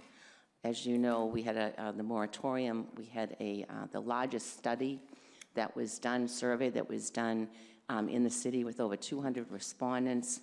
And if you look at the results of that, one of the really telling results of that survey is a chart. It's on page 27 that basically asks the question, what should the new height limit be for multi-story buildings? And in central business, 75.96% of the respondents said 6 stories. They did not want to see anything higher than 6 stories. So we're going to 7, and leaving this does not ask that the special permit process be changed or moved to the city council. It leaves the special permitting process from 3 to 6 with the planning board as it is today. And then the 6 to 7 special permit would be done by the city council, which is how it is today on a 6 to 12 special permit. So I would hope that you would consider this favorably and, recognize really what our citizens want and have told us over and over again, not only in the survey, but as a city councilor, as I walk the streets and I talk to my residents. and residents across the city and in other walks of life. So I'm open to any questions that anyone has.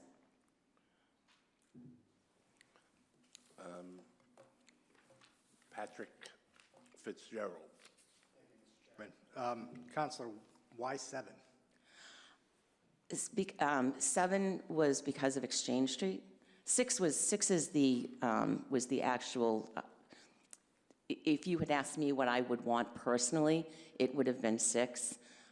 We tried to pass that at the City Council last year, and we were short 1 vote. We actually passed it when we ordained it, but we couldn't enroll. When we enrolled it, but we couldn't ordain it by 1 vote. So I'm back to the drawing board, talked to some of the counselors about what their issues were, and one of the big issues was the change in grade from Pleasant Street to Exchange Street, and the new Jefferson Apartment Group building. If you look at that today, it actually does exceed six stories on the Exchange Street side, so it seemed a reasonable compromise to change this paper to take into consideration another development that could occur in that area. Okay, thank you.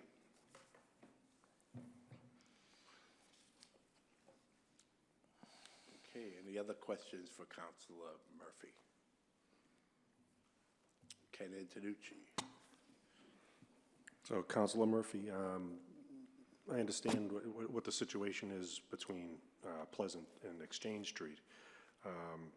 Can't that be handled some other way, either through the City Council, a special permit or something? Because I can't imagine that you'd run into this anywhere else, but is there another method that was discussed to limit the sites? I don't know, just 7 stories just seems just odd. Well, I think it's just based on the precedent of the fact that it actually has occurred, and it occurred very recently. So it just leaves the door open. Once again, it's still a special permit by the City Council. It does, in fact, limit the height of the downtown, I think, considerably. Takes, 8, 9, 10, 11, and 12 off the table, which I think is extremely important to all of us who live here. So it's still, yeah, right, that's right. So we're still losing, but instead of eliminating it to 6, it's back to 7, but just on the Exchange Street side. Well, it doesn't specifically state the Exchange Street side, but that's where it would come into play, and I believe if it came before the City Council, that is what the City Council would be looking at. So it gives the option for something to happen if, the right opportunity came along and we felt that it was appropriate for the downtown. Okay, thank you.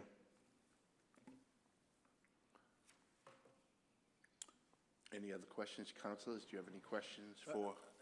So as a co-sponsor, I would, arguably agree with, you probably don't want to hear me speak anymore, but I agree with everything Council Murphy said. But one thing, I would yield to the professionals on the planning board.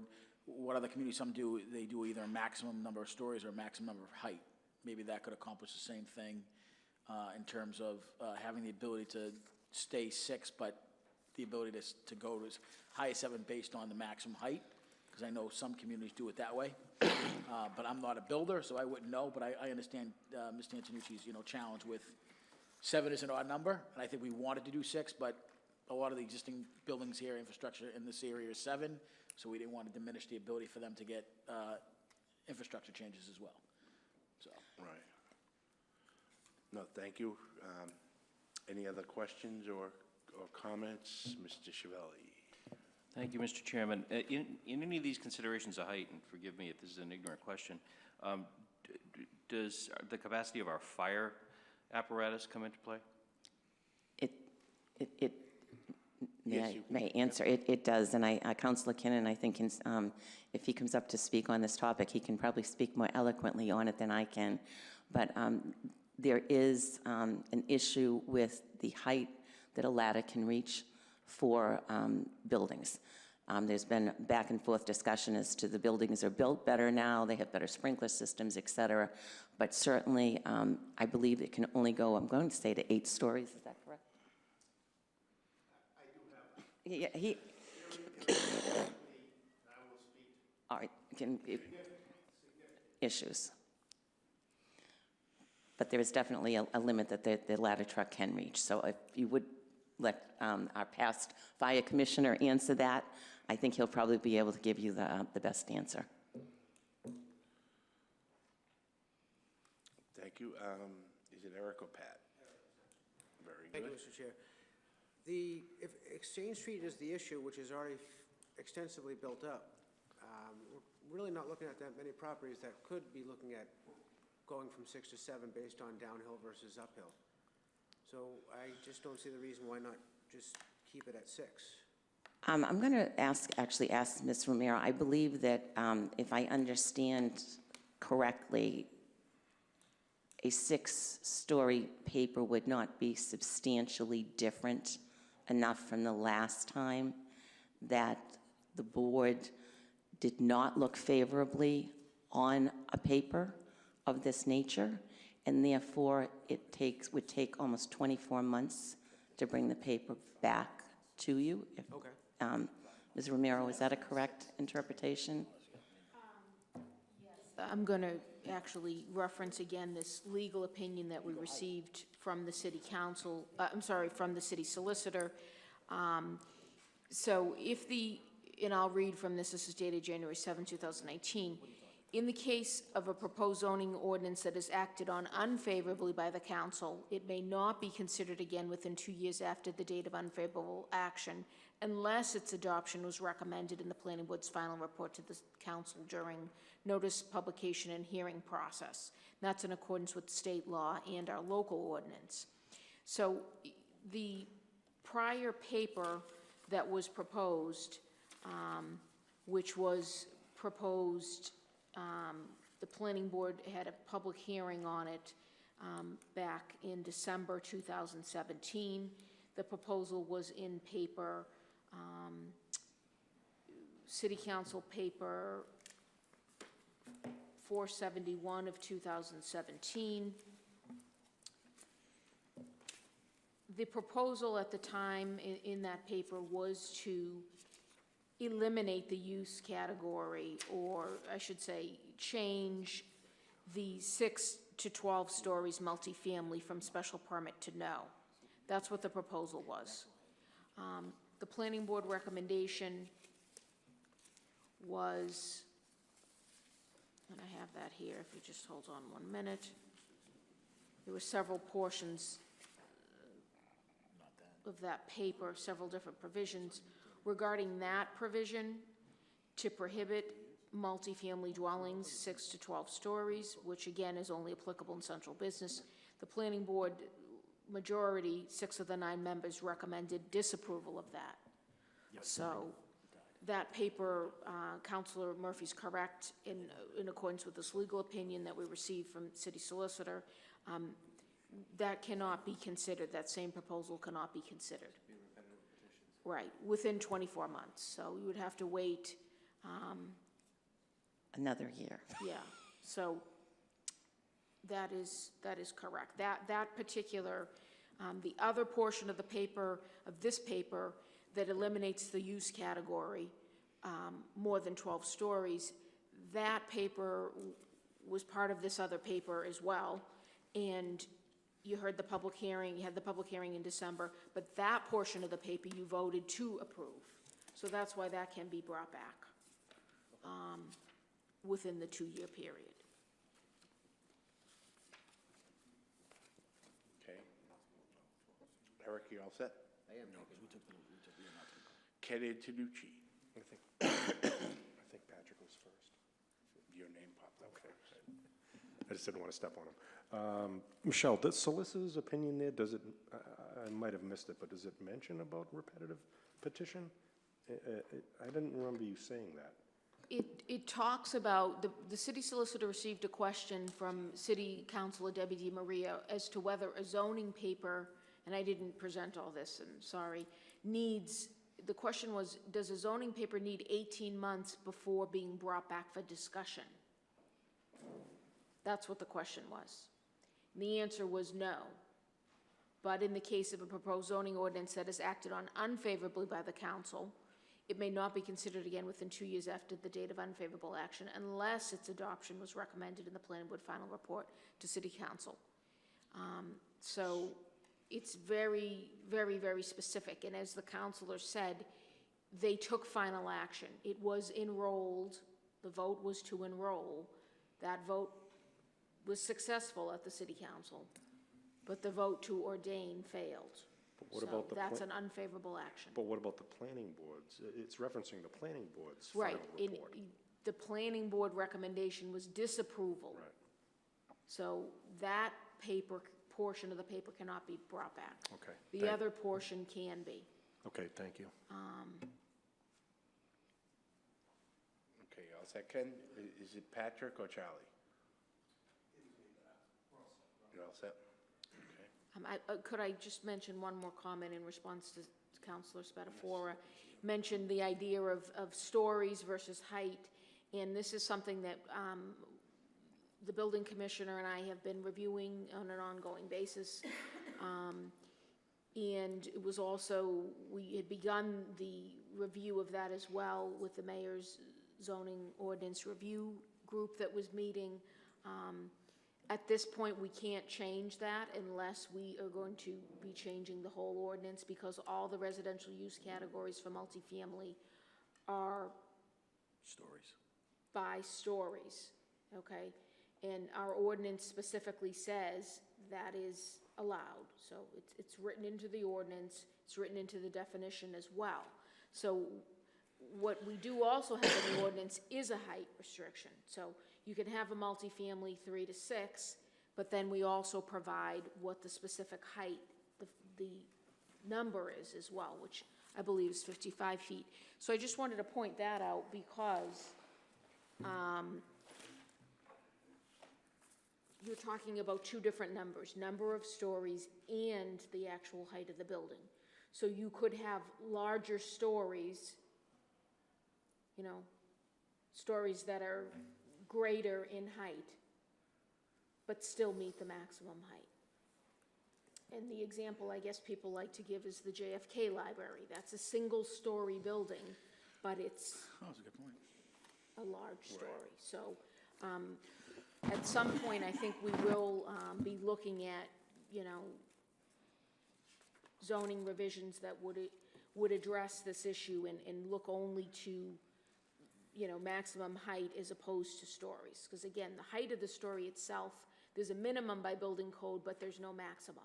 So that's where there's some issue. There is a recommendation, though, in this paper that the number be changed. Yes. So, Michelle, I follow you to a point. So you're saying right now our ordinances use stories, not height. And if we were going to do height, we would have to change all our ordinances to match that, correct? No, what I'm saying is our ordinances have multifamily use categories that are by story. Correct. But they also do provide an actual height number, a physical number. Okay. So if we wanted to change that system, we would need to change it Across the board. So we would have multifamily, and then there would be different heights, say, for example, by different districts. You know, and a good example, maybe not example, was in the Row Quarry District.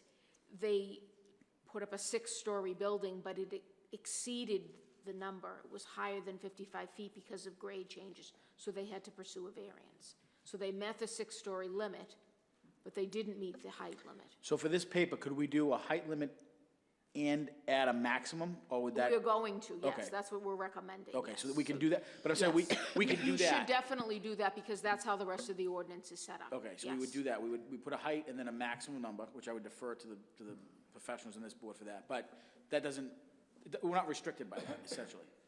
You're not, you changing the use category 6 to 7 stories. Yep. Is limiting the number of stories. However, you're also gonna put the number in. So you could propose a 3-story building that's 55 feet in height. You could propose a 6-story building that's 55 feet in height. So I think the council in planning board is looking at two different concepts. The concept of stories, so how many stories, Yep. and I think that goes to how many units, or at least the size of units, because, you know, smaller stories, you know, or, density, well, density really goes to lot size, but, you know, if you had really high ceilings. Yep. And took up what could be 2 stories, you might only have 10 units as opposed to 20. So I think it is important to look at number of stories, but it's also, we have to look at the number of the height as well. I don't know if that's clear. So I think you're going to do both in this paper. That's what's proposed, and that's what you need to do. Well, the beauty of technology is, I don't know if it's good news or bad news, the building inspector is actually home watching us and gave me some pointers. He said 65 feet would be good, and that would be a good number on the unit. The building So- commissioner? The building commissioner, I Okay. apologize. Okay. You all set, Counselor? I am, thank you, Michelle. Counselor Kamel. Thank you, Mr. Chairman, actually. I might just be reiterating, but leave these gradations in stories and then put a separate maximum for height that addresses a separate physical capacity issue for fire. And that's what we're talking, okay, good. Thank you. That's what I think I heard also, yes. Is it Jim or is it Patrick? Thank you, Mr. Chairman. Sorry, in this regime of special permits, 7 stories would have to be granted by the council, yes? Yes. And by what vote of the council? I believe that's a 8. Is it an 8? To grant a special permit, I believe you need 8. 8 of the 11. It is 8. So 2/3, yes. Two-thirds votes, 2/3, yeah. So the difference, just to be clear, between 6 and 7 stories is a vote of 8 people who have to face the voters? Yes. Okay. Right. Thank you. And as the counselor said, right now, 6 to 12 is also a special permit by city council. Okay, any other questions for the sponsor, Counselor O'Malley? Did you have something for? Well, I think there's, no, there isn't a special permit for that. If you come up, I can't hear you. Yeah, we took it out. We eliminated the 12. I think it's. Hello, Ryan O'Malley, Ward 4 City Councilor.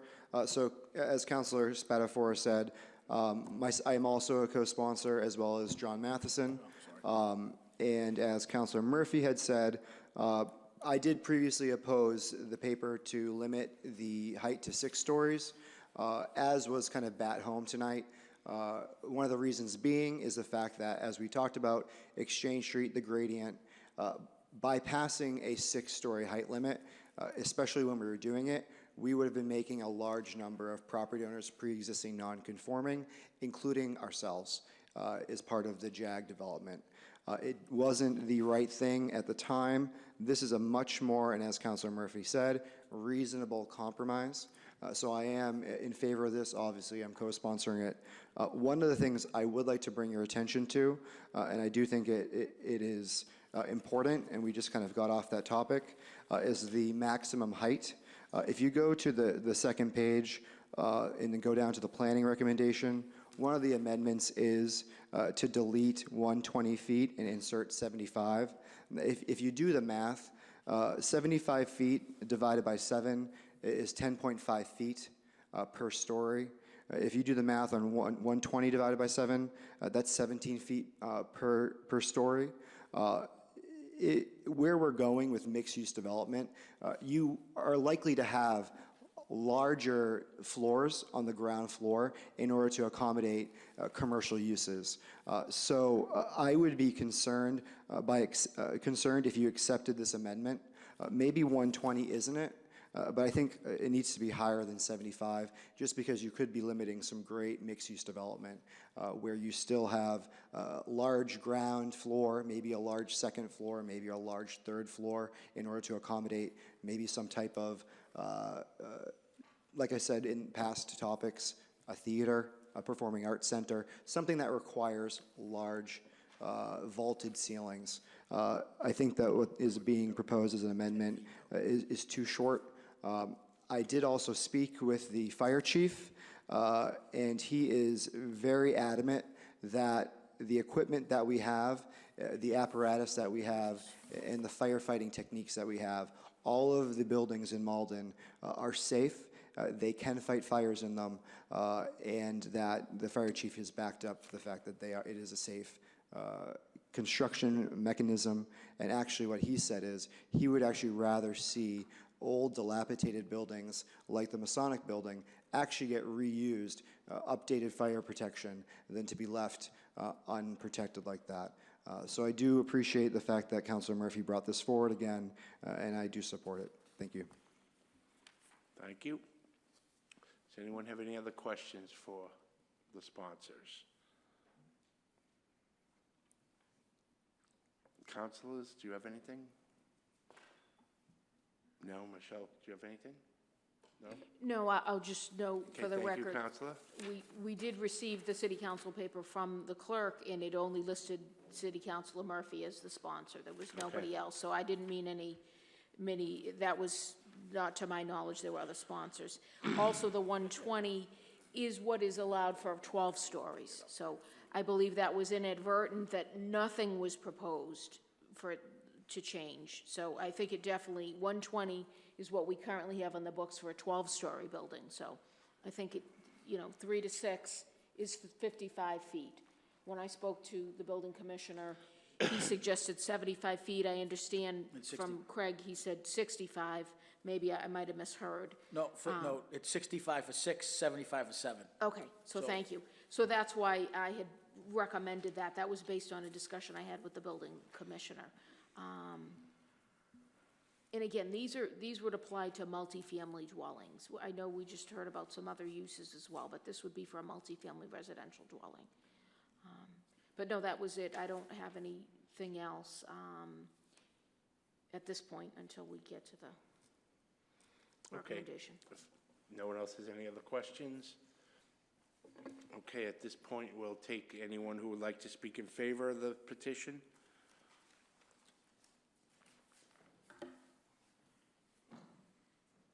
Oh, handouts. Okay, we'll share.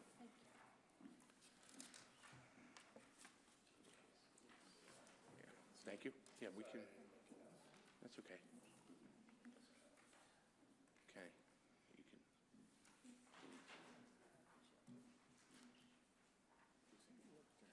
No.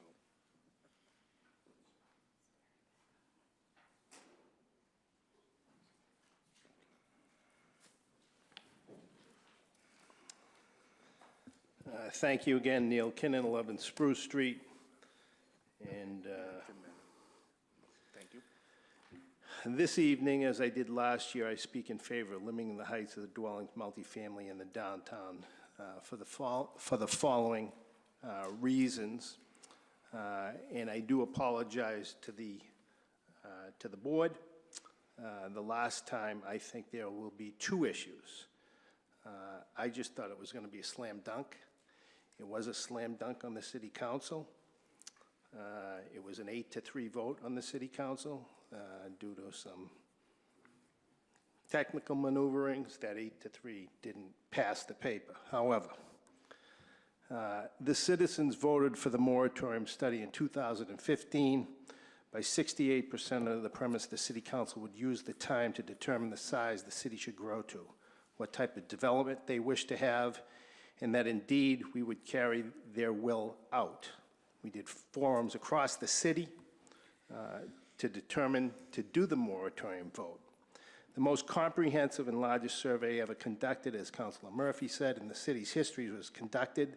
It confirmed the same results that the Vision Survey, and this is important, of 2008 had confirmed. 86.5% of the people want the population of Malden to grow no further than 65,000 people. The growth management study conducted determined that Malden's population was already over 63,000 people. Recently, MAPC has published that it is only 61,400, but that was based upon American Community Survey data, which had based it upon Malden only having 70 housing permits since 2010, because Malden hadn't reported. They've actually, from 2010 to 2017, had 1,600, and last year another 300 for Overlook. So since 2010, there have been 1,900 units permitted. Most of them have come online. The other 2 will probably come online in the next year or 2.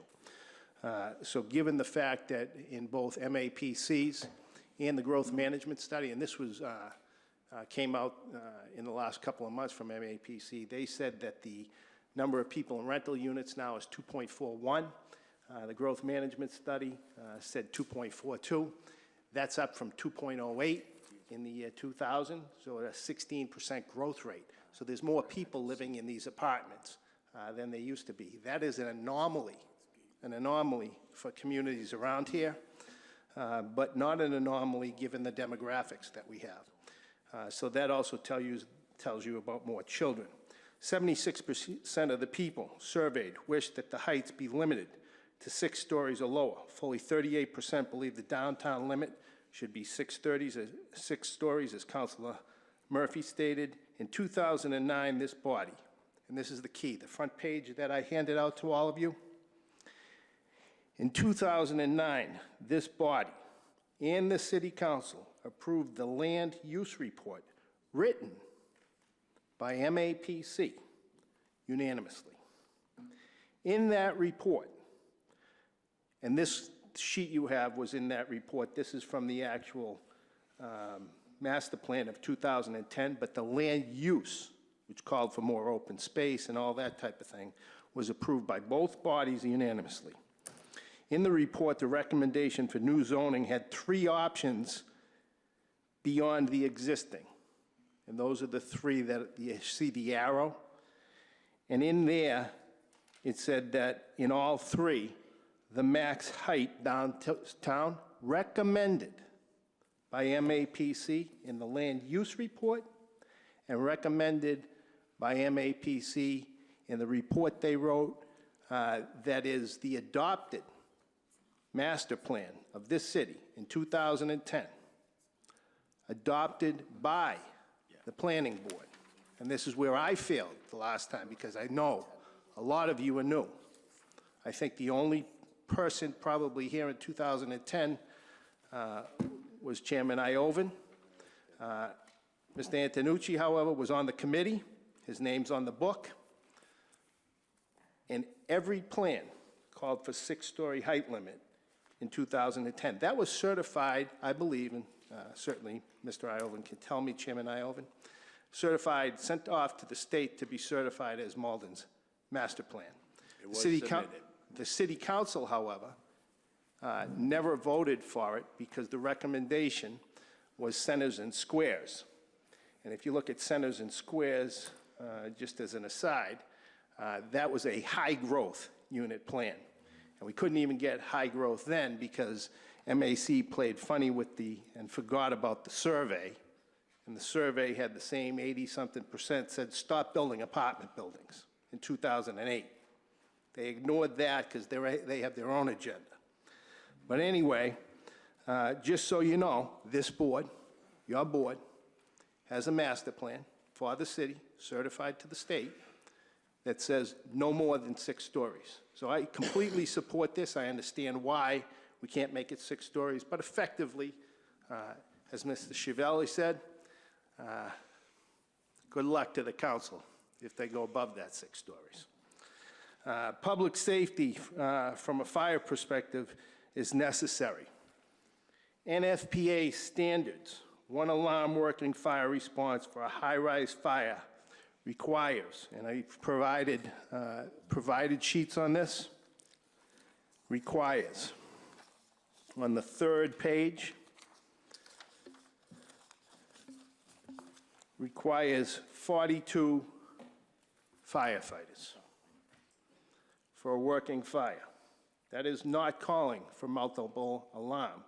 However, the city of Malden, in its current staffing, must call for multiple alarm. I respect Chief Finn.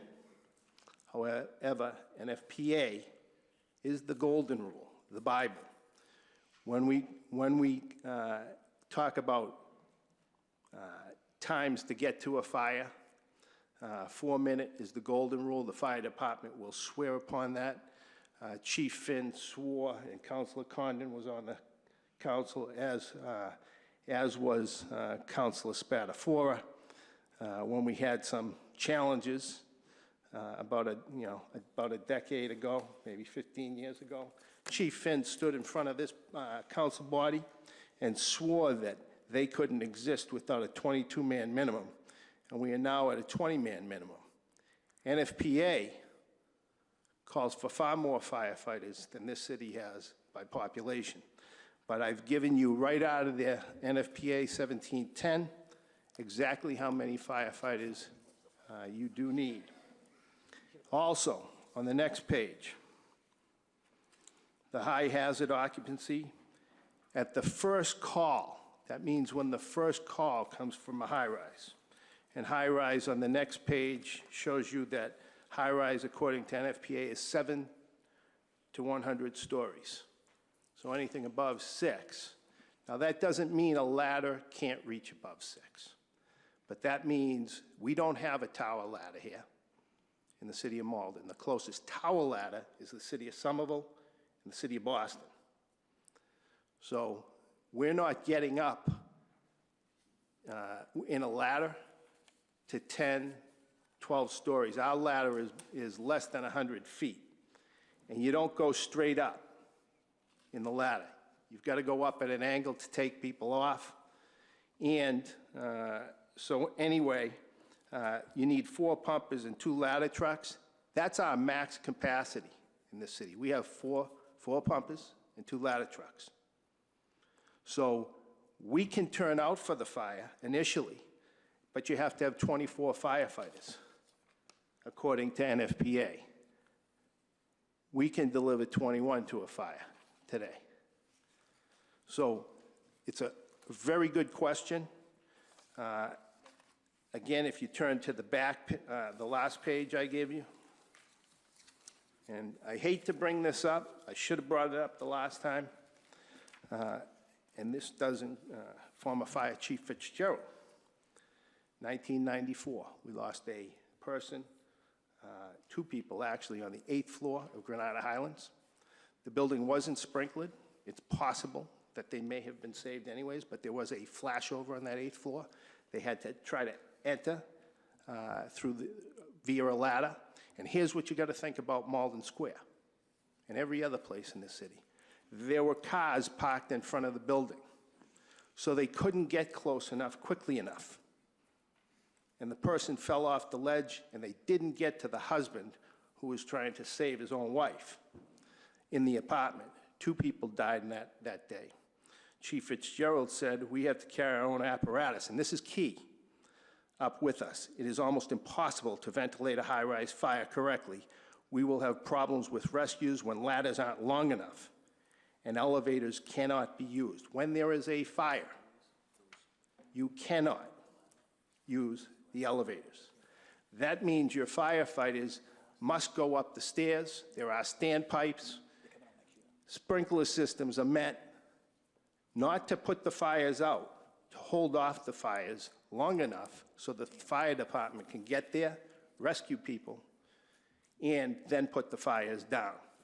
But they do, and we've seen many of these cases, not in Malden, but throughout Massachusetts and the country, where fires flash over and it overwhelms the sprinkler systems. So given the lack of manpower we have and the lack of funding, we aren't going to be hiring any firefighters soon. It would be unwise to go above that. I think, and I mean, somewhere, the 75 feet is the 6-story limit that NFPA says. You can certainly look that up. So I agree that the 75 feet should be the maximum from a public safety standpoint. The financial ramifications of multi-unit development, as I stated earlier, are actually negative for the city now. The school funding formula has an income component, and if you are raising your median income in the city, you are actually penalized. So in the last 5 years, the city of Malden's state aid, which 5 years ago was 86% of our operating school budget, is now down to 69% because 0.8% when you're raising your budget a minimum of 3.5% a year on average. And that's not a lot for the needs we have. But that means the city has to fund more and more of the budget. This past year, we got $7,000 additional in state aid.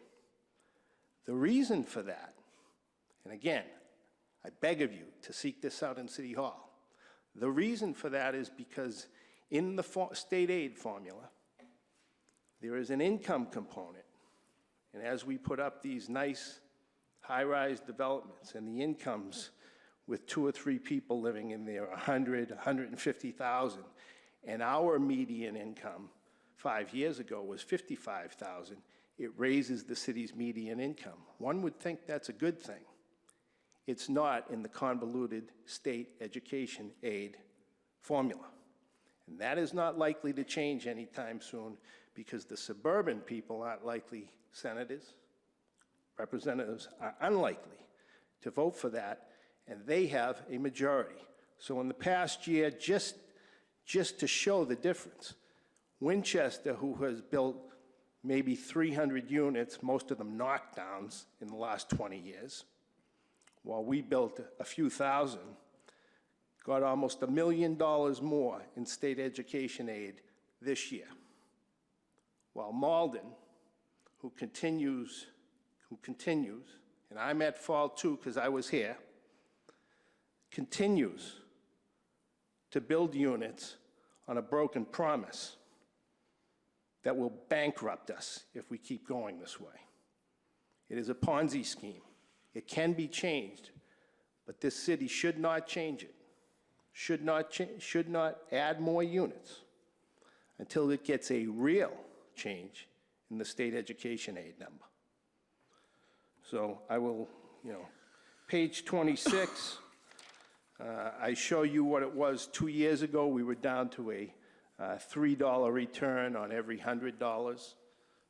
It shows that, the graph shows that we really need to focus on commercial and hotels. And finally, I would just say that I am completely in favor of this. I would take it down lower. I know that's not going to happen, but I thank you for your time, and that's it. Thank you very much. Is there anyone else who'd like to speak in favor? Good evening, Prisco Tamaro, 56 Pine Street. I don't know if it's allowed, point of information. Would a 9-story building be allowed with the bottom 2 floors being commercial under this proposal?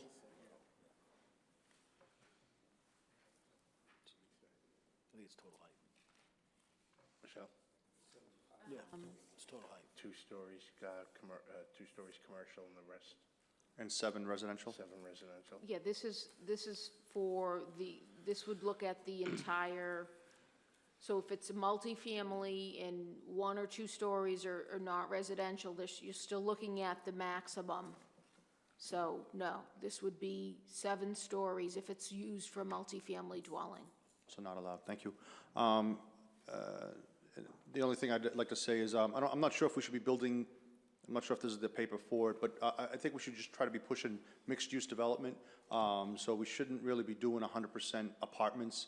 And I don't know if that 7-story, we can suggest that being a mixed-use development. I think the policy of, was it sleep, work, eat in the same area is something that we should try to push. Thank you. Thank you.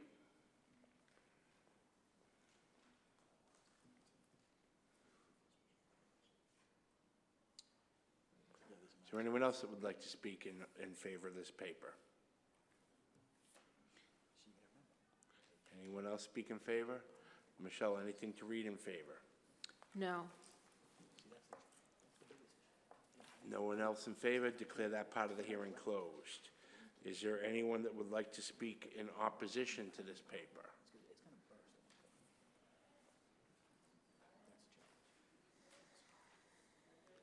Hi, I'm John Mayara, 66 Olive Ave in Malden.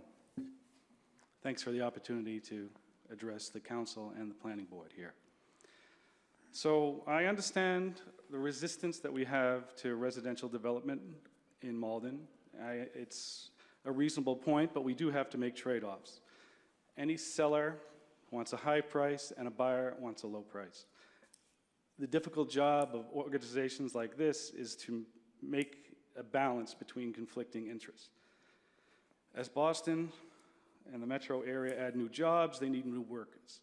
As we've heard before, the house prices have increased over the last 30 years by an average of something like 3.5% over and above inflation. So the inflation-adjusted housing prices have been going up at that rate, and that is a doubling in something like 25 years or something like that. One of the reasons that our housing costs have gone up so much is the resistance to building anything new. Now, this is for a specific height limit, and I won't go on too much about extra housing, but I would like to urge the planning board and the council to consider what are the actual sensible limitations on a development.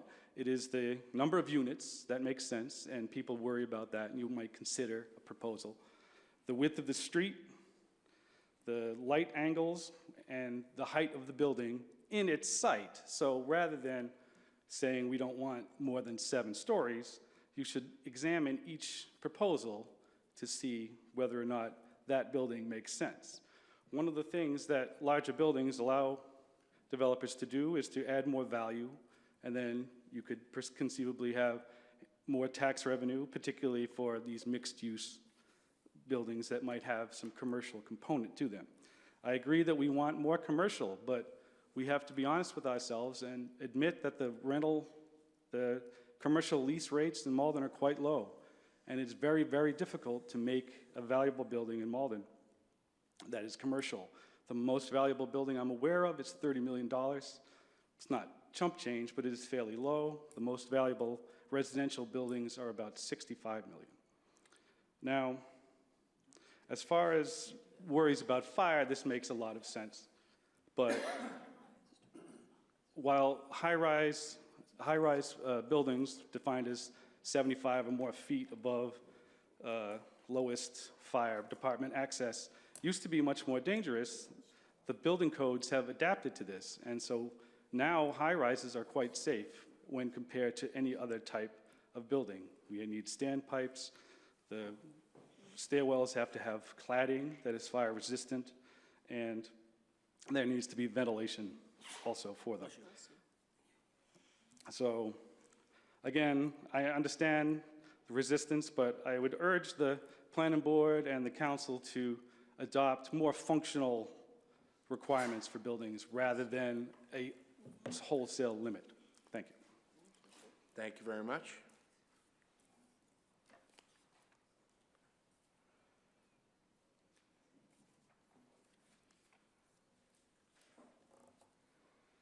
Is there anyone else that would like to speak in opposition?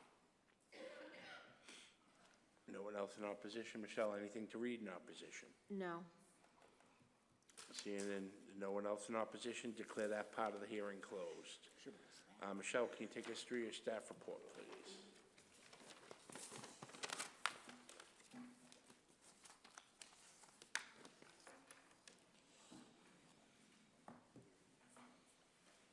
Too late. Why don't you get up and take a walk? So we've heard well, procedurally, I'll mention again that there was a previous amendment in paper 471 of 2017. That is regarding the proposed amendment to 300.3.2.8, which would be to eliminate the use category more than 12 stories. So right now, that use is prohibited across the city in all districts. The proposal is to eliminate the use category. And to do that would effectively preclude and prohibit the use per general use regulations and under any interpretation of the non-conforming use regulations. So again, the planning board did recommend in favor of approval, but that paper was not enrolled and ordained. So that is a paper that you've seen before, a proposal that you've seen before. The new part of this paper is the proposed amendments to the section 300 and 400, specifically to change the use category multifamily dwelling 6 stories but not exceeding 12 stories, 2 multifamily dwelling more than 6 stories but not exceeding 7 stories. So that would set the maximum number of stories allowed by special permit. It does not, as we heard, there's no proposal to change the special permit granting authority. That would still be the city council. Giving you a historical background of multifamily use regulations, when they've been allowed by right, in which districts, allowed by special permit, where they're allowed by site plan review. So, in terms of application, I did want to note that, so multifamily higher than 6 stories, specifically 6 to 8 and 6 to 12, will still be allowed by site plan review. The residential incentive overlay of the central business district allows 1 to 12 stories, and the the Row Quarry Reclamation Redevelopment District, 2 of the sub-districts allow up to 8 stories. I will note, and I think we'd heard some comment earlier, in terms of the residential incentive overlay, there is no property left to develop in that overlay district. So all the parcels that were originally zoned residential incentive overlay have either been developed or have been eliminated from the district. So the City Hall site parcel was the last parcel that had not been developed in that district, and that was actually the development that's ongoing now was developed under the current use regulations. It was not developed under the residential incentive overlay. So that is why it required a special permit by the city council, and that is 6 to 7 stories, as we've heard. So in terms of applications and exemptions, the amendments will apply to new construction, new use, and occupancy of existing buildings unless exempt or grandfathered in by state law, local law, or the State Permanent Extension Act, or the express language of the amendment. So there are I've listed 2 projects in the central business zoning district that already received building permits and special permits. They actually would still be eligible to apply under this new proposed ordinance. So I noted that they're under construction, but there's no need for us to consider whether they're exempt. Per state statute, any applications that are in the processing stage are not protected. When publication of the first notice of hearing occurs, which was December 21st, 2018, there are no applications in the processing stage. So the effective date of the amendment will be when the City Council votes to ordain the amendment. If the hearing closes tonight on January 9th, the final day for action will be April 9th, 2019. So they will have 90 days to act after this hearing closes. This board has 21 days to make its written recommendation. If the 21 days expire without the board making a recommendation, the council can move forward and it will be deemed that your recommendation was favorable. Standard of review, your recommendation should be, review and recommendation of these zoning changes should be directed by substantive planning objectives, community need, and general welfare. The amendments are supported by the results of the resident survey, the Malden Land Use Survey, conducted pursuant to the moratorium on permits for multifamily units,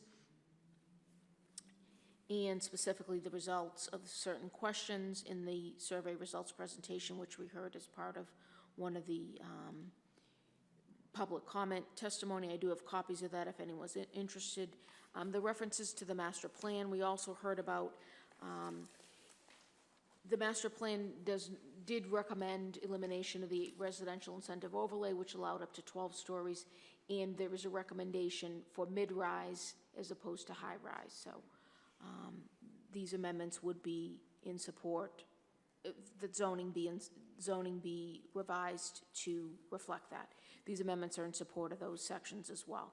So the planning recommendation, which was prepared prior to the public hearing, is that the planning board recommend to the city council adoption of the amendments as proposed and with the following additional language to clarify.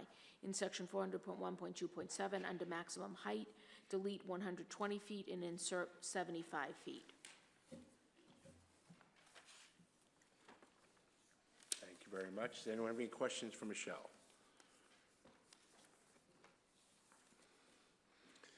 Any questions for Michelle? Do the councilors have any questions for Michelle? No. Okay. Any questions? No. No. Okay. Thank you.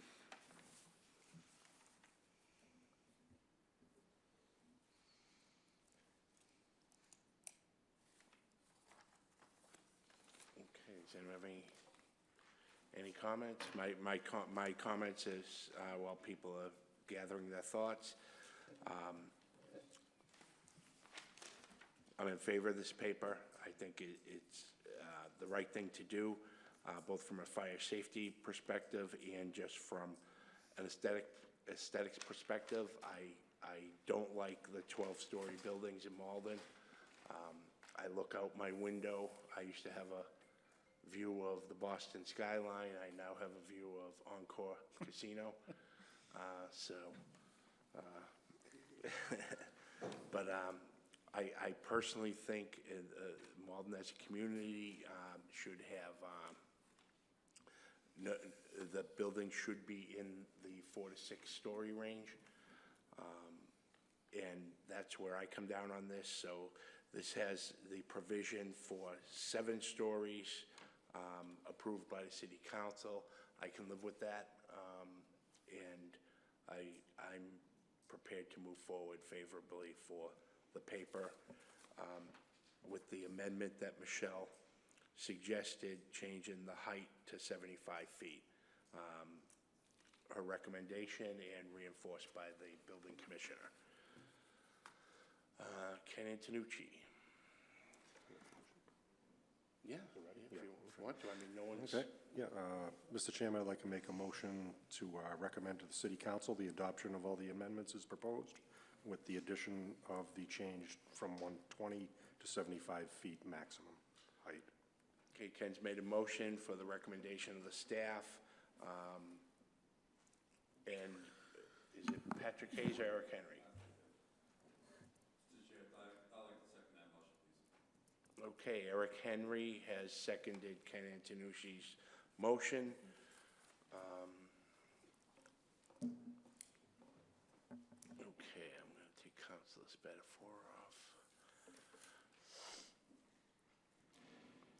podium off. Okay.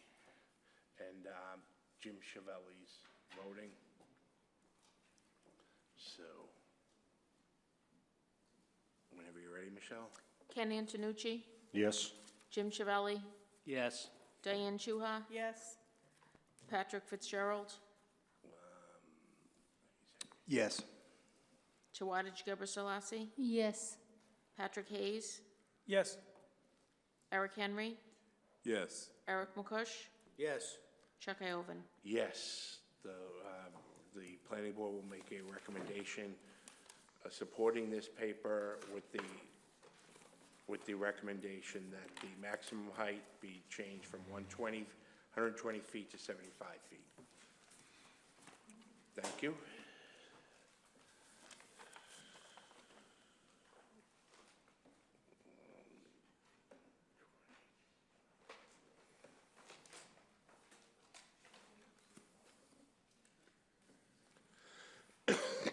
Excuse me, sorry about that.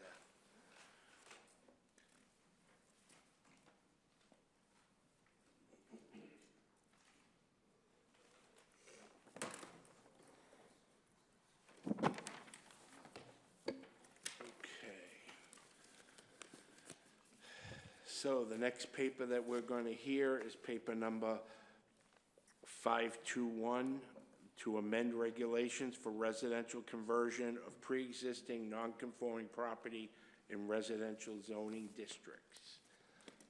That has sponsors listed of Councilor Barbara Murphy and Councilor at Large Craig Spatafora. So whichever would like to take the first.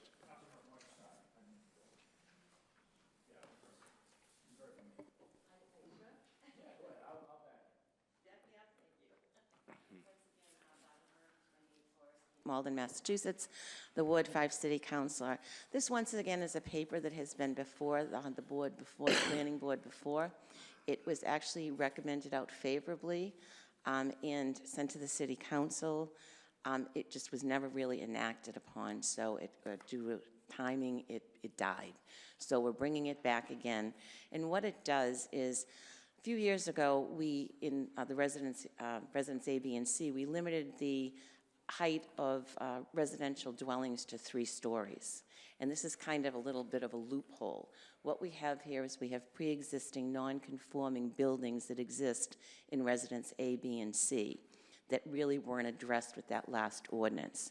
So what this will do is it will prevent, should one of these industrial buildings or manufacturing buildings decide to turn residential, it will limit it to the 3 stories of the previous ordinance that we passed, unless the height of that building is more. We would never take a story away. If it was a 4-story building, they could actually go to 4 stories, but if it was 3 stories, they would not be able to go to 4 stories. So it will actually put that 3-story limit in place for pre-existing non-conforming buildings that are not residential at the moment. So that's kind of a summary of it. I'd be happy to answer any questions that anybody has about it. Michelle and I have talked, Mr. Miro and I have spoken about it. There's a few buildings, in different wards, Ward 1, Ward 5, there's some in Ward 5, Ward 6, et cetera. So I know that was short and sweet, but unless somebody has a specific question, that's kind of the story. Okay, does anyone have any questions? Patrick Fitzgerald, Craig Spatafora? No, let Patrick ask the question first. And No, you're sitting at his name pops up. Oh, okay. Again, I think Council Murphy hit the nail on the head. This is something that we debated last year. There are a couple properties that we know have been sold to current owners of other larger projects in the city. And simply, this is residential, even though it's residential C area. It is a residential neighborhood, and we're not looking to change the characteristics of that neighborhood by allowing something that's probably too big and too overwhelming for those neighborhoods. Central Business District is something we limited the height here, but it is the residents that want to protect their neighborhoods that are a little bit more diverse in terms of away from the downtown area, and the way real estate in Malden has been, and especially this part of the state. I think we made the top 10 in the globe in terms of rental. I think it's $1,600 a bedroom. Medford was $2,150. We see that this type of development will surely start going into neighborhoods, and we want to encourage that. We hope it's ownership, but to Council Murphy's point, if there's an industrial building right now, we're not saying we don't want to have residential there. We would encourage that. The problem is that we just don't want to add 5 more stories and then take something that was, fitting nicely into the neighborhood and now become a burden. So this is not to discourage ownership. This is not to discourage this type of investment in the community. All it's trying to do is just limit the impact to the neighborhoods, and that's what we're hoping to do. Thank you, Mr. Chairman. Thank you very much. Any questions for the sponsors?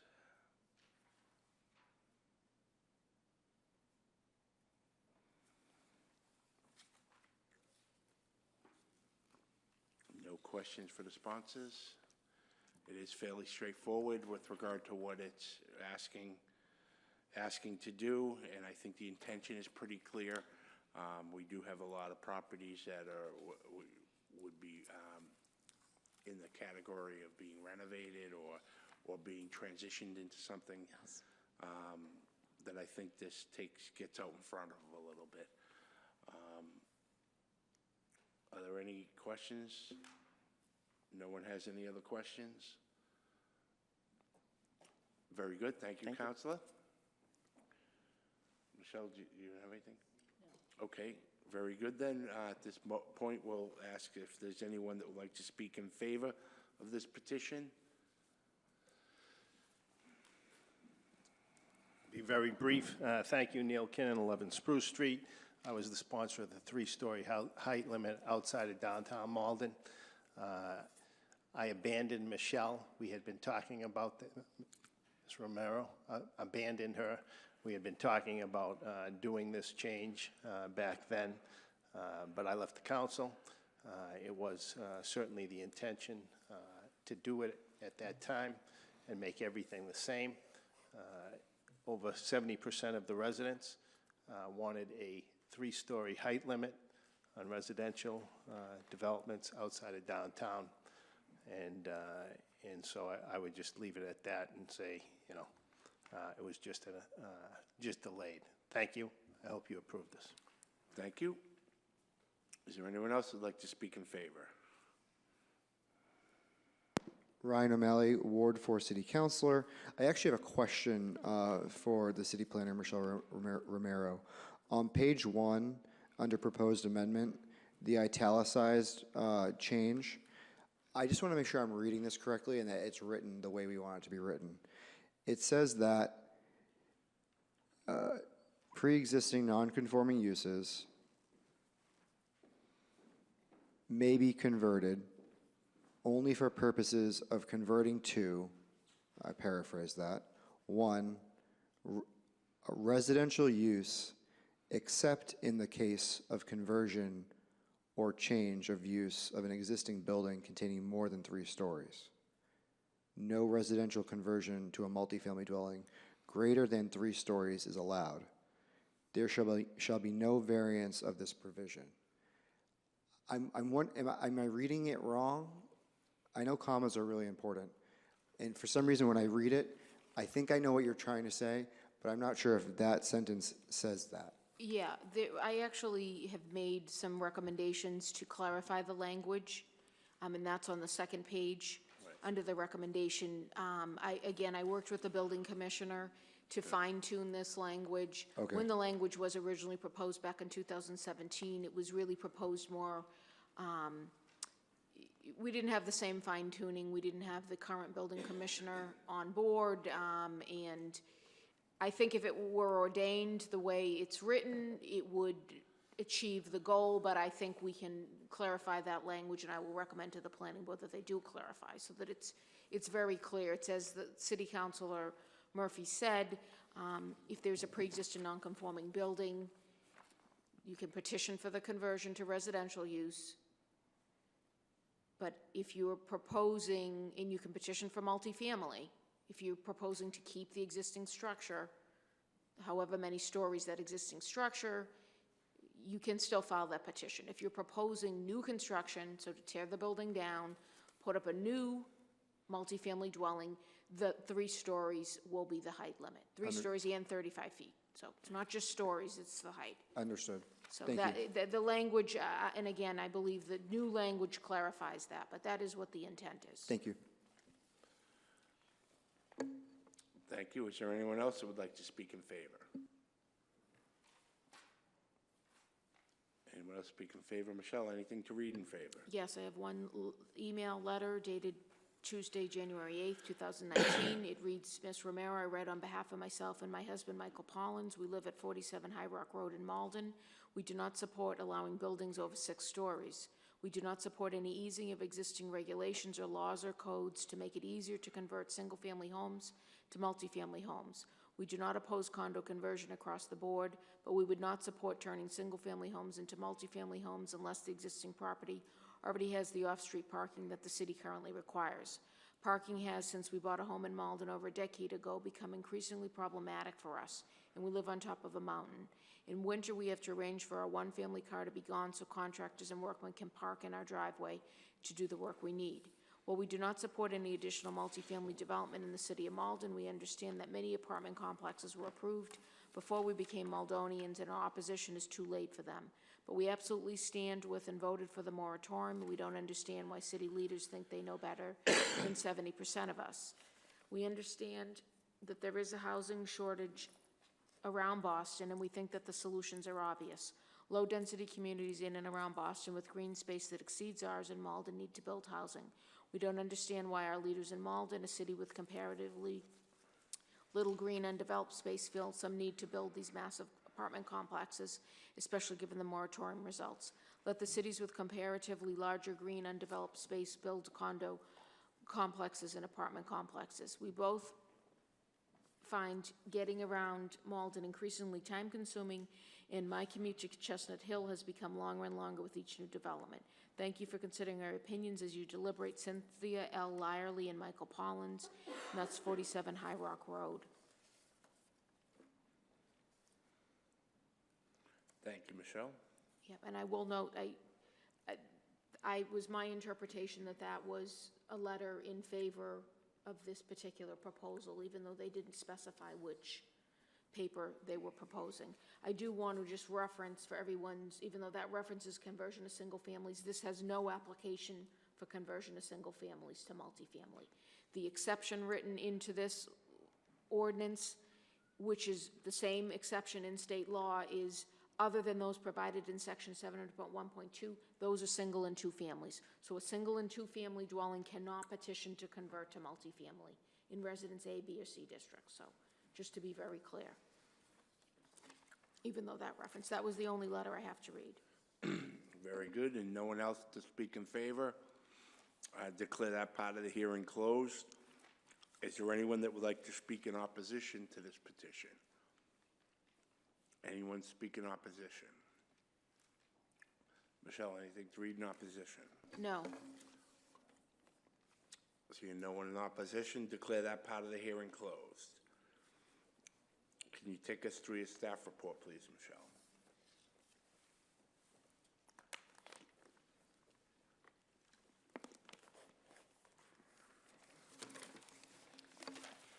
So as you heard, we did hear the same amendment. You had a public hearing back in October of 2017. The planning board recommendation was unanimously in favor. All 9 members voted in favor of the recommendation. The City Council Ordinance Committee recommendation was also favorable. The paper did expire before final action. Again, I'll reference the memorandum from City Solicitor Kate Fallon dated January 7, 2019, that in accordance with our local ordinance and state law, this amendment may properly be considered at this time. So as you heard, the proposal is to amend the general regulations for non-conforming uses, lots, buildings, and structures. It will establish a maximum height of 3 stories for residential conversion of pre-existing non-conforming properties in the Residence A, B, C, Residence A, Residence B, and Residence C zoning districts. The provision will apply to new construction or reconstruction. Existing buildings of greater heights may be converted, but may not be increased in height. The paper sponsor referenced these properties exist throughout the city in all the different wards. I don't have a current list, but I do have a list that's several years old of the pre-existing non-conforming properties in residence A, B, and C. There are approximately 125, and they are in all the wards, Ward 1, 2, 3, 4, 5, 6, 7, and 8. And they are the types of properties, as we heard, they can be factories, stores, auto repair shops, mixed-use service stations.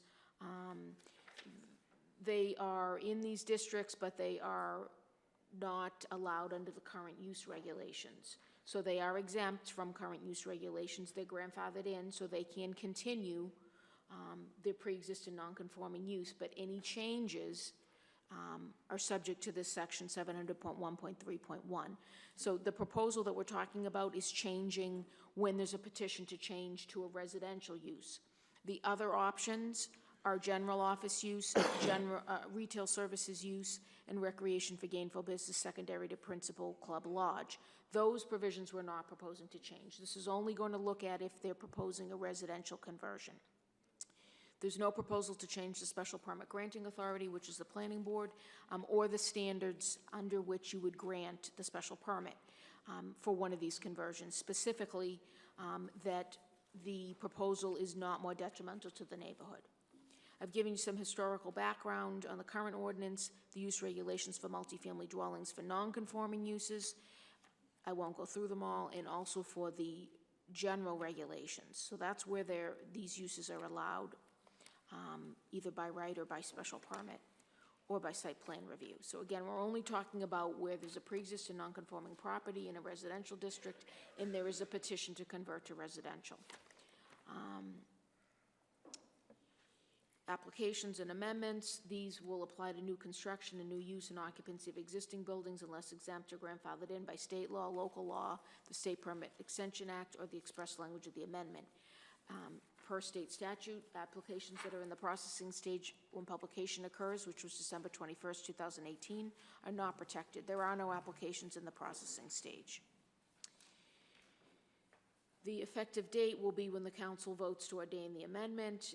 Again, the council must act within 90 days after the hearing closes, otherwise a new hearing must be held, which must be advertised. So if the hearing closes tonight on January 9th, the date for final action is April 9th, 2019.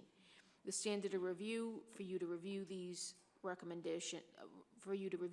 zoning changes Make your recommendations should be directed by substantive planning objectives, community need, and general welfare.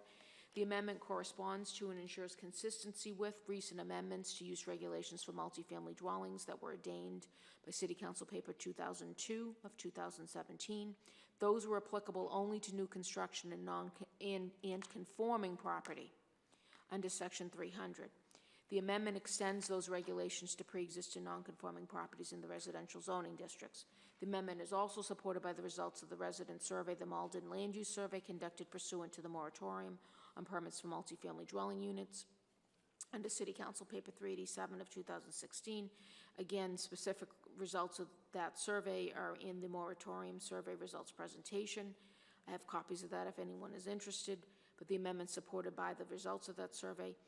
The amendment does promote the elimination of non-conforming uses in residential zoning districts and encourages conversion to residential uses in harmony with surrounding land uses. That's one of the purposes of Mass General laws. This particular section of 40A of the statute, why there is even a provision that allows conversion to non-conforming property. And finally, the amendment is in accord with the recommendations of the Master Plan of 2010 for the review and revision of zoning regulations for pre-existing non-conforming property in the Residence A zoning district. So the recommendation, which was prepared prior to public hearing, do you want me to go forward, or do you have questions? Yeah, no, you can go ahead. The recommendation is the Planning Board recommends to the City Council approval of the amendment in concept and adoption of the following amendment. So I'm providing revised language for clarity. So the recommended revision would be that provided that in the case of an existing building or structure containing more than 3 stories and or having a height of 35 feet or more, where the change of use is to multifamily dwelling use, no increase in height shall be allowed. And in the case of reconstruction or new construction, the only multifamily dwelling use of the property that shall be allowed is dwelling multifamily up to 3 stories inclusive. These provisions are use regulations, and there shall be no variance of these provisions. Now, Michelle, how does that fit into the block on the first page? So on the block on the first page, under point 1, it would read residential use, then there would be a semicolon, then it would be this phrase, provided that. Okay, so what you're Right. recommending. Right, so it wouldn't be the language that's in the paper, it would be this language instead. Okay, so residential use, and then what you Right. say, and nothing Right, what was. so not to, right, to approval of the amendment in concept and adoption of the following amendment. We could say instead of the proposed language.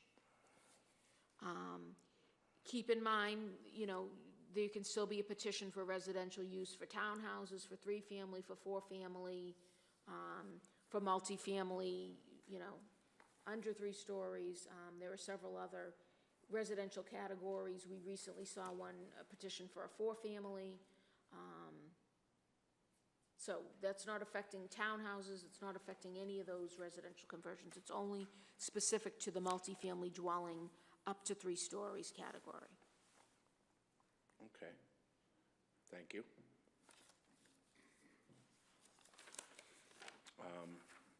Anyone else have any questions? Patrick? I don't have a question, but I'm prepared to make a motion. Okay, Patrick? if you'd I'd like make- to I'd make- If you give me 1 second, Patrick? Does anyone else have any other questions, just to make sure everyone has an opportunity to ask? Ken Antonucci? No. No, okay. No one else? Okay, I'm sorry, Patrick. Go ahead.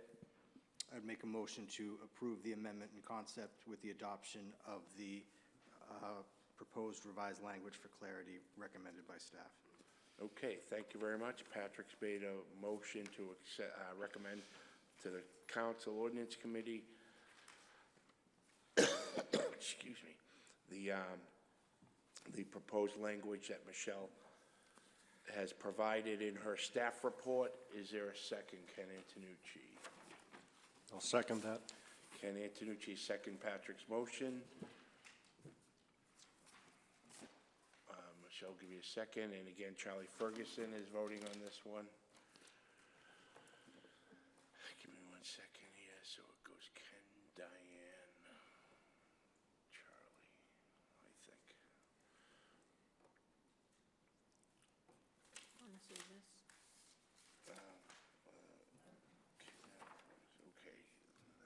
Okay, good, go ahead. Ken Antonucci, Yes. Diane Chuha, Yes. Charlie Ferguson, Yes. Patrick Fitzgerald, Yes. Tawadej Gabor Selassie, Patrick Hayes, Yes. Eric Henry, Yes. Eric McCush, Yes. Chuck Owen. Yes, so the recommendation will be made to the ordinance committee in favor of the concept of the paper with the wording that Michelle had provided. Excuse me, I apologize.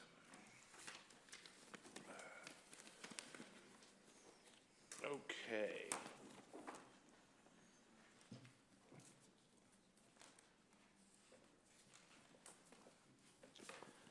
Okay, so the final council paper that we'll be hearing this evening is Council Paper 525, to establish use regulations, dimensional controls, parking requirements, and definition for new residential use category to be known as, oh, I'm sorry, reading the wrong one, to amend dimensional controls for motel, hotel. Council Paper 525. Council sponsor is Councilor O'Malley and Councilor at-large Spatafor.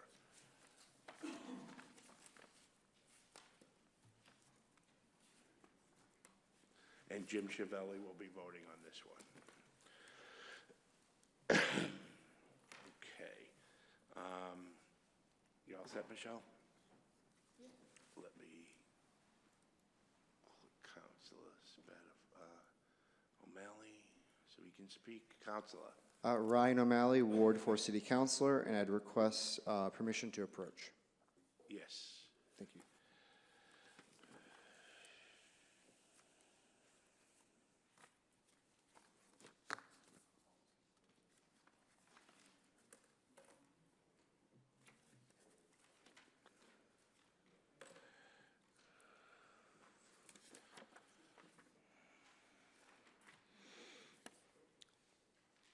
Thank you very much.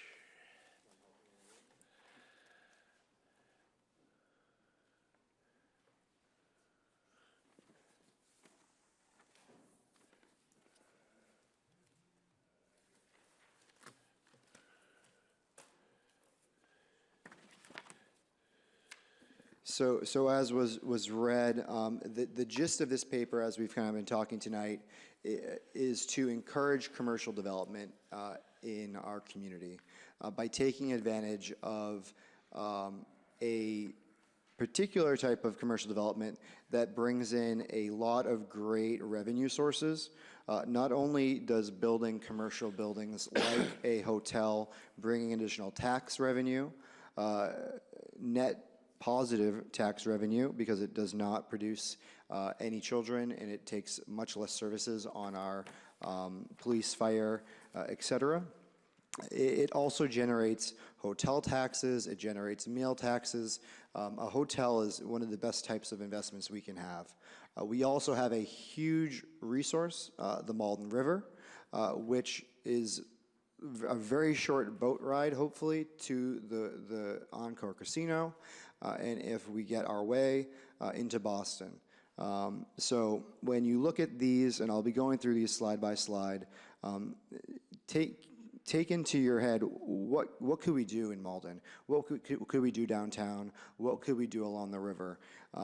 And one of the things that you will see here, when you look at the different quality of design and the different amenities that are provided, you'll see that when we allow commercial property owners like a hotel to go a little bit higher, it allows them to provide additional amenities, additional uses, and in my opinion, often better style and design standards, which we want to see. We don't just want a cookie cutter hotel. We want something that's going to make Malden stand out.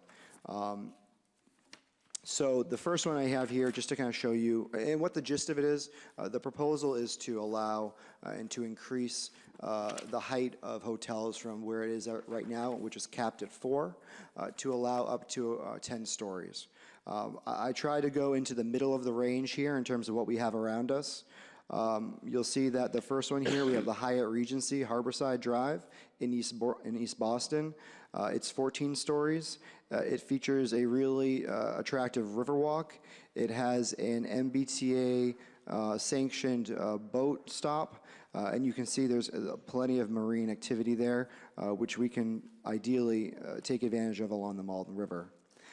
Just down the road in Assembly Row, we have the Row Hotel in Somerville. It's 13 stories. You can see with this one, when you look at it, it doesn't really look like 13 stories because of the way they've designed it. They have these very large, as I was talking to you earlier, these very large first and second floors that create more of an atrium type feel. This is what I was talking about earlier, when if you allow the height of the overall building go a little bit higher, you can have grander ground floor complexes. If you go to the second page, you'll see one that's probably most comparable to the size of what I'm proposing. It's the Yotel Hotel in the Seaport, kind of a strange name. I think that if you look at it, it's this one here in the middle here. But, you know, obviously in the left you see a theater. Creating some type of activity like this is the goal on Pleasant Street.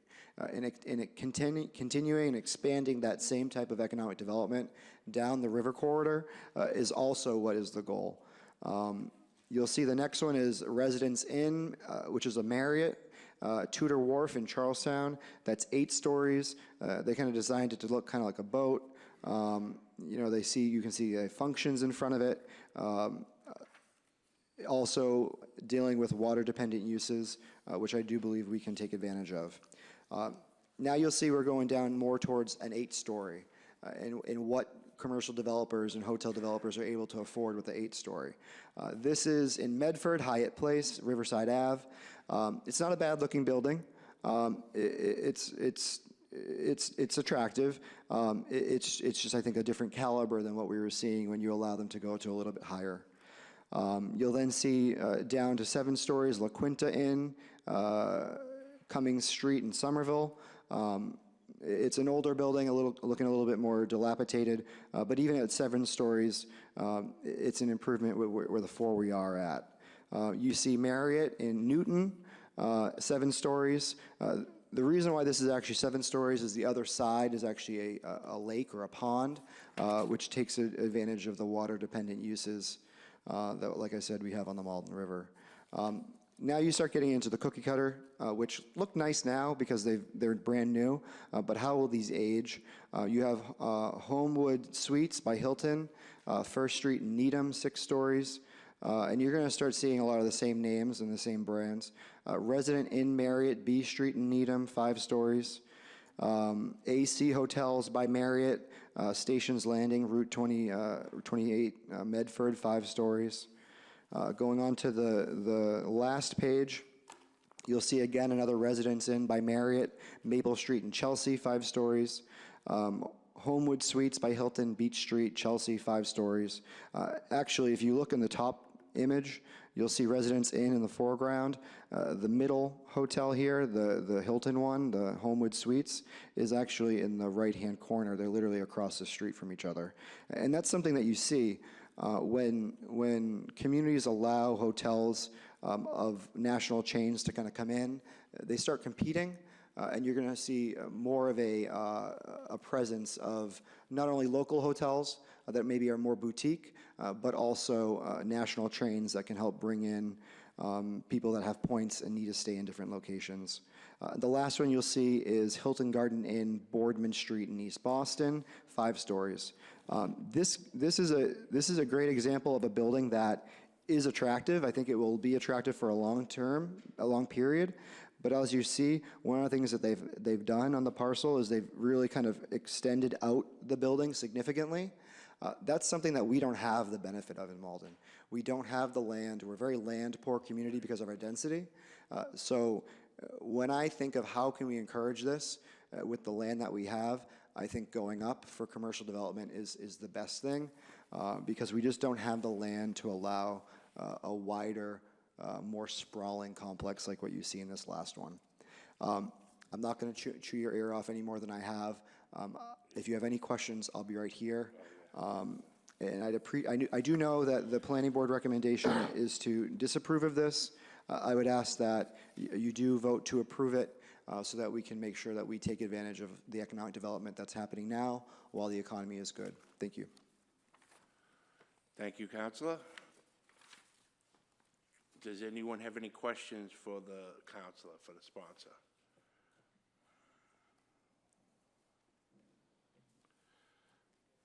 Eric McCush. Yes, Counselor, do you know of any chains that have actually looked into building in Malden, either recently or when the rules were a little more relaxed?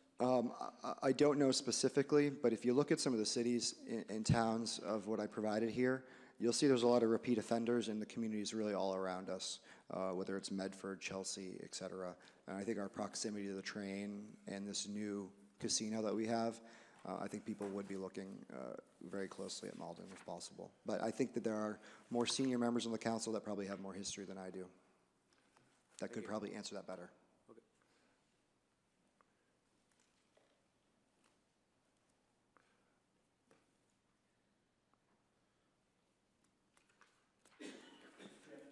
Yeah, oh, yes, I'm sorry, I was looking at the pictures Yep. and I'm trying to formulate my question. Go ahead. Yeah, so Mr. Chairman, I am a co-sponsor. I do agree with Council O'Malley. I think there's an opportunity for Malden to have the ability to increase the height requirements on hotels or these type of developments. Something that I did have a little bit of a challenge with Council O'Malley in terms of where they go. I think the river is an opportunity where, yeah, you can increase that height. I don't know what that number is. Maybe you go up to 6 and then you do a special permit up to the 12, so you give the ability. I've never been a fan of by right because it takes away the opportunity as a councilor to do any negotiation. And as somebody who sat down with developers and they know if they do by right, you're not getting nothing. So I definitely encourage and want to see an increase in this.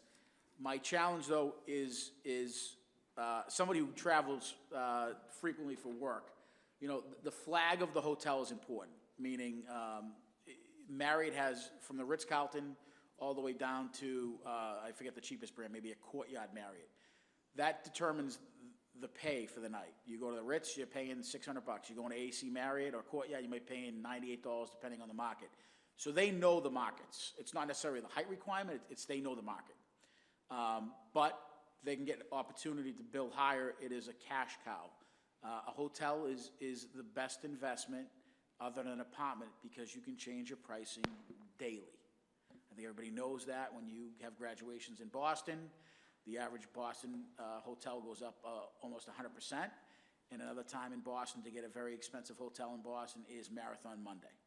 It is almost impossible to get a room probably for $500 or $600 because they have the ability to jack those rates up. I think Malden should definitely have the ability to do that. I think the hotel is definitely part of the mix, but I also think that as Boston proper grows out, the cost of the hotels get very expensive. What my challenge here in some of these is I am also a very big supporter of parking. And my concern is if you put a 10-story building in downtown, there is no parking requirements. Do I think you can do it on the river? I absolutely do. Do I think you can do industrial? I absolutely do. Do I think you can do a Route 1? I do. So I don't know what the mix is. I agree with Council Malley. We have to increase it. I think it's got to be a little combination where we have some checks and balances with special permits. But I also think we have to be careful where it's not that I don't want to see. I think you could put a hotel in the middle down in the Malden Square, but I don't know if it's a 6-story building because there's no parking requirements for anything in the city of Malden, in downtown. None.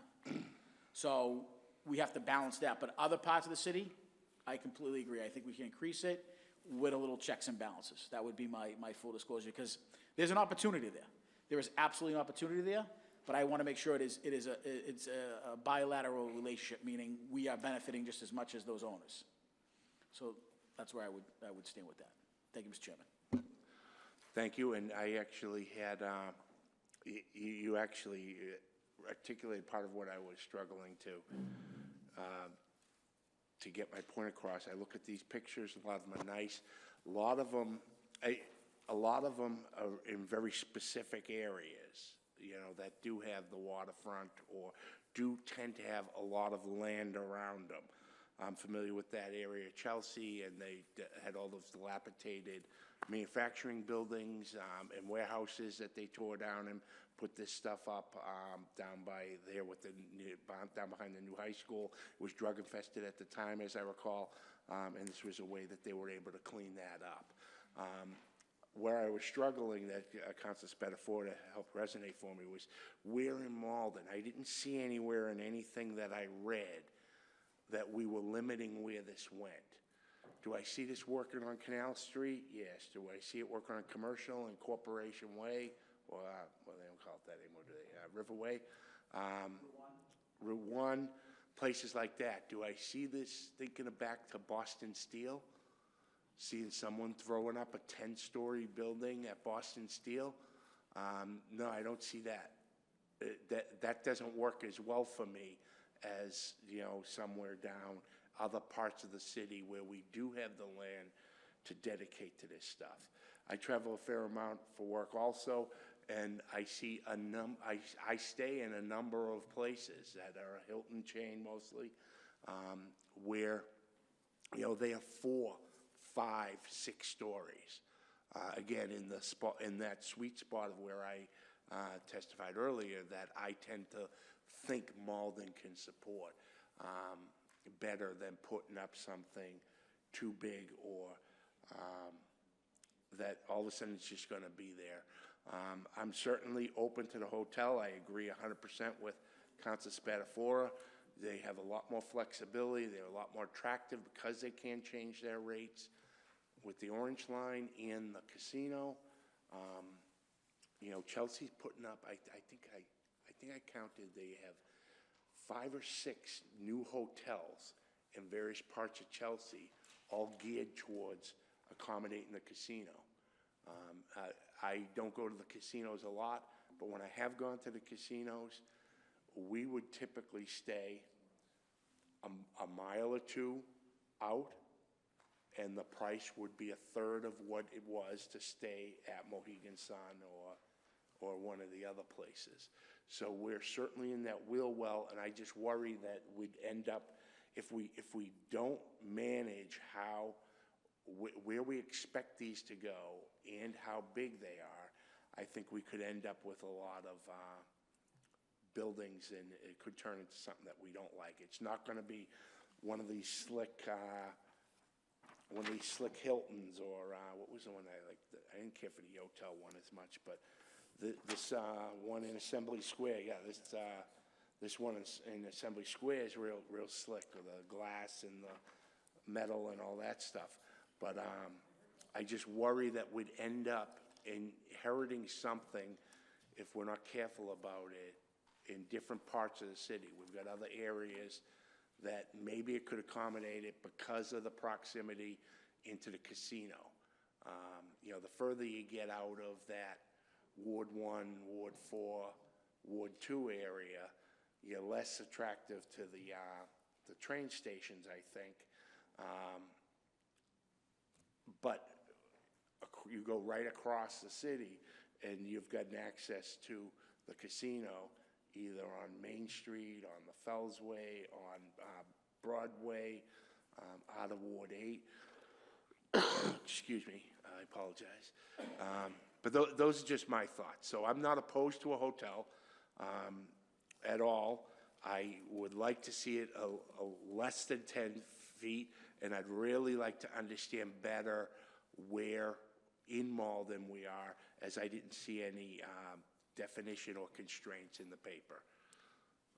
Council, did you want to talk? Or Yeah, I apologize for the oversight. I hadn't thought of mentioning this, and it was crucial. So the City Council last year, with the recommendation of this body, the Planning Board, changed it to require hotels to be special permit across the city. That's correct, right? In March 2018, prior to March 2018, hotels were allowed by right in central business and highway business. And now it's special permit. In March of 2018, the special permit requirements went into effect. In July of 2018, the special permit use regulations to allow hotel, motel, and industrial 1 and 2 went into effect. So prior to March 2018, hotels were allowed by right So in central business and industrial. So it's not citywide, but certain districts, it's allowed by special permit. So the concern of having that control over the height is defined by the fact that the use regulations dictate where and how it's going to be approved. So hotels in Malden require a special permit. And during that process, this body would be able to determine, is that the right fit on a case-by-case basis? The chair mentioned where these are allowed. This paper is not suggesting to change the use regulations by any means. So wherever our zoning allows hotels is where this would be allowed per a special permit. So my understanding is that is central business, highway business, and industrial 1 and 2. Lastly, I do agree that the river is a prime location. I also think that the downtown would be a prime location, and that discussion of parking would come up during a special permit. And when they were discussing how you're going to make this work in the location, what are the heights going to be, that's when you're able to negotiate, okay, we're going to need so many parking spots per bedroom that you're going to be providing. And in my understanding, when hotels are going to want on-site parking in order to provide their customers, it's going to be pretty difficult to run a hotel without on-site parking.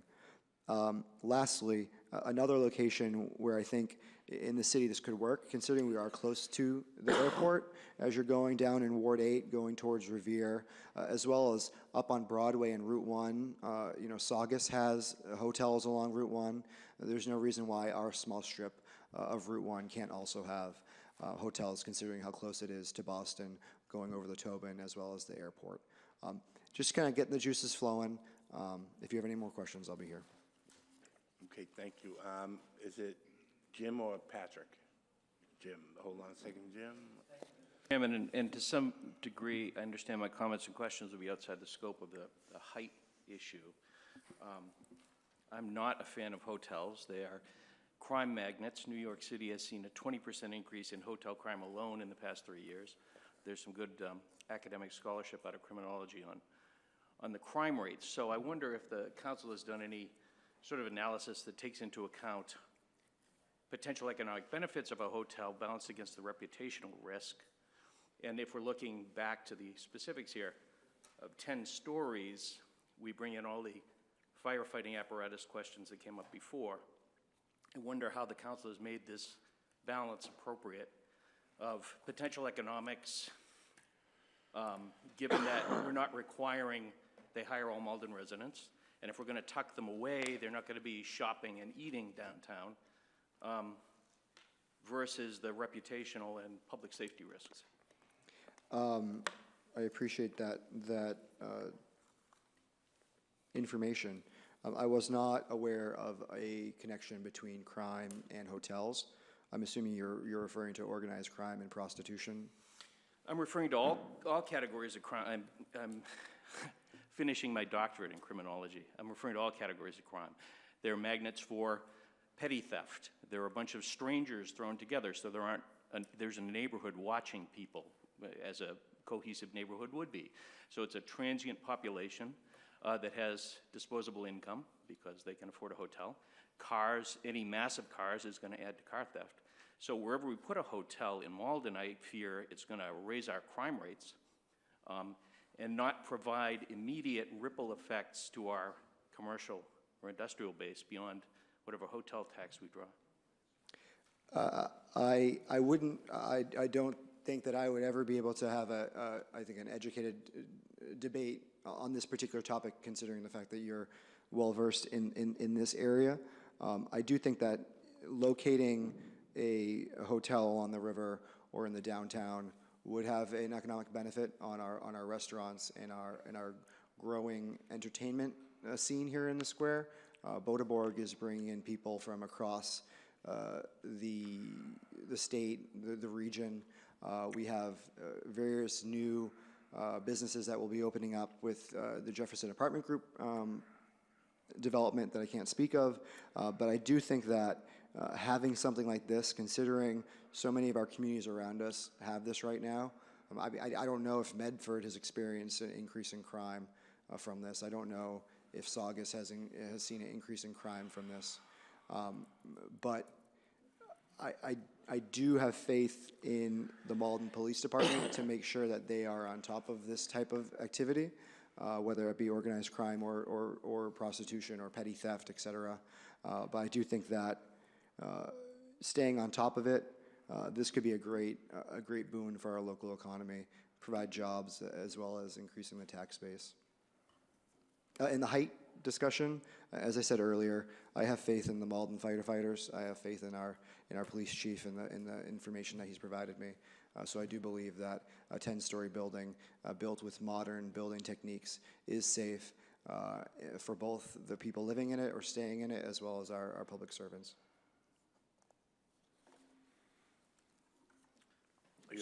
So do I, Counselor, sorry, just to follow up if I could. I take that to mean that police and fire departments have been involved in this discussion? The specific to Yes. the hotel, no, the general discussion of height of buildings has been though. Okay, thank you, sir. You're welcome, thank you. Thank you. Let's see, Kenny. Excuse me, I apologize. Kenny Tanucci. Just a couple of clarifications, and I know we've kind of touched on some of them, but so right now, you could build a hotel or motel in central business, highway business, industrial 1 and 2. Talk to the microphone, please. Industrial 1 and 2, correct? And By there's- special permit. You by could apply special for a permit. special permit. And planning board is the special permit granting authority. Planning board is a special permit granting authority. Councilor Spatafori said there are no parking requirements if it would be in central business. Right, for allowed non-residential uses, there's no Right. parking required. But highway business, industrial 1 and 2 would be It- 1.2 spaces per unit? That is correct. Okay. Just a general comment, I mean, I think, you know, putting a hotel in Malden in specific areas would be, you know, fantastic opportunity. They're definitely, you know, like along the river, certain areas, up Route Boston, but I think it needs to be looked at and really massaged a little. The height, I think 10 stories, you know, we're trying to limit everything. We just talked about limiting multis to 7, maybe a 7-story building. You know, I mean, a lot of the hotels that you showed that were greater than 7 or 8 were really more closer, like Boston-based, Newton, Needham, the South, South Boston or so. And you did mention, you know, the proximity between being able to use the Malden River as a transport and gateway to, you know, not just the casino, but everything that's going to be developed down there eventually, and Boston Harbor or whatever, anything, you know, I mean, we have a great opportunity to do something like this, I think, in Malden. The part of the casino project, they're actually going to be building shuttles at Malden Station to run people to the casino. So, yeah, I think the ideas of hotels somewhere in Malden is fantastic, and I'm surprised that, you know, that we haven't had any yet. You know, I won't comment about the one in my neighborhood, but had some good stories about that one over the years. But yeah, so I'm for, you know, looking at something like this in the city council, developing a proposal like this, but I think it needs to just be a little clearer on the location and, you know, obviously the height restrictions. Councilor Spatafore. I'd like to comment. I think, you know, where I agree with Council O'Malley on this too is I think it's definitely, we got to look by zoning. You know, the square to me, and I know it's Council O'Malley's, is part of a city. I just think 10 stories of anything would be a kind of a challenge in that. I mean, never mind what it is. I mean, we just talked about limiting the height in there for a hotel. I think it would be kind of for residential. But I do think, you know, there's an opportunity to increase that height, maybe to 6 or 7 in the square, maybe. You know, parking's part of that process. There is a special permit. But where I definitely agree, and I kind of disagree with Ken, is, you know, on the river, I could see us creating a zone there where it would say industrial 1 and 2 up to 6 with a special permit up to 10, simply because there are no neighborhoods there. and there's plenty of land. Now, I'm just throwing this out there. It is, I know Ward 2 is on the other side of the tracks. But you have the opportunity where, this is just me saying, this is, the city yard, Malden owns a piece of property there. If they were to sell that to a developer and say, we'll put up we'll allow you to build a 10-story there, you're on the river. Council O'Malley made the point, it becomes kind of an economic generator there where you can start developing that property from a shadow study and creating this type of bad neighborhood environment. There's nothing on the other side of those tracks further down. You have the Medford kind of area on the other side there behind the gym there and the old Stewart's Park or what, I'm showing my age. But that area, we incentivize them to go maybe up to 10 over there, but I think we have to be very careful where we grant that, maybe up to 6, 7, special permit at 10, to sweeten the offer, because that's where they'd want to do it, right? And then you're near the train station, Ken's point, you have the water access there. But I was just talking to my fellow council, Maplewood Square, I wouldn't want to see a 6-story hotel there. I wouldn't want to see one in Ward 2, because there's just not any room there. Maybe Ward 8, Route 1 area, yeah. So I agree with the idea of increasing it, maybe not to 12, but I think we have to just be careful on the zoning aspect of it. So, thank you, Mr. Chairman. Yep, Ken Antonucci. Yeah, and I just want to clarify, I agree with everything you're saying there and in the idea of, say, up to 6 and then a special permit in certain zones for something greater. There are definitely spots that could handle it. Like you said, the Route 1, the city yard, there are areas that might be able to handle something like that it's not going to look out of place and you've got the land to provide parking or whatever. Right, yeah, it's on the outskirts, yeah. Thank you. Eric McCush. Thank you, Mr. Chair. More just to add to the discussion, but Ken, in response to why it's never been done in Malden, I think a big part of the reason is we're not off the highway. That Medford location, that's right off the highway. Somerville, right off the highway. Chelsea, right off the highway. Unless you're looking at Route 1, we're not right off the highway. It's not convenient for a hotel, and hotels aren't looking for subway. They're looking for traveling salesmen, guys who getting off, having dinner, getting back on, and they're on their way the next day. So Malden's just not that conducive to it. And there's only so many people that are going to be staying in area hotels for the casino.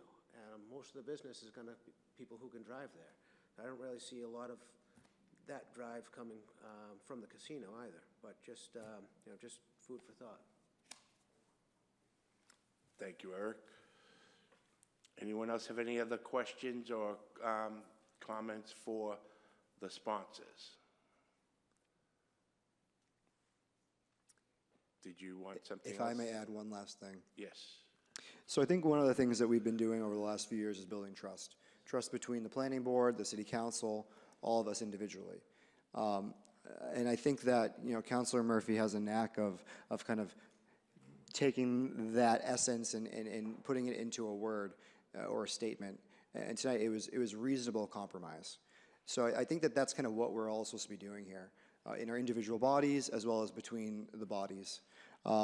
If 10 stories is not reasonable to this body, a amendment or a recommendation to reduce it to 8 or whatever you guys deem is appropriate would be the time to do this.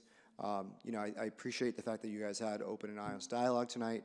I would still continue to look forward to working with you, and I'd ask that you act favorably on this or some version of this. Thank you. Thank you very much. If no one has any other questions for the sponsors, councilors, did you have any comments you wanted to make? Or no? Okay, then we'll open it up to those who would like to speak in favor. Excuse me. Thank you once again, Barbara Murphy, 28 Forest Street, Malden, Massachusetts, the Ward 5 City Councilor. I am not against a hotel. I actually think a hotel would be an asset to the city of Malden. I do, however, think that we need to proceed with caution. As we just went through all of the residential zoning and the use categories, we've learned from our mistakes where things have been too broad, and we look at things like the Carabetta building or different buildings around, and we wish we could turn the clock back, and we can't. So I think, the hotel is a great idea, but I think the zoning is really key to this, and we need to look at the different areas. Highway business, I just heard. okay? I would not want a 6-story hotel on Eastern Ave. That's all highway business, okay? Running right through Ward 5, Ward 6, Ward 7. It's not the appropriate place for it.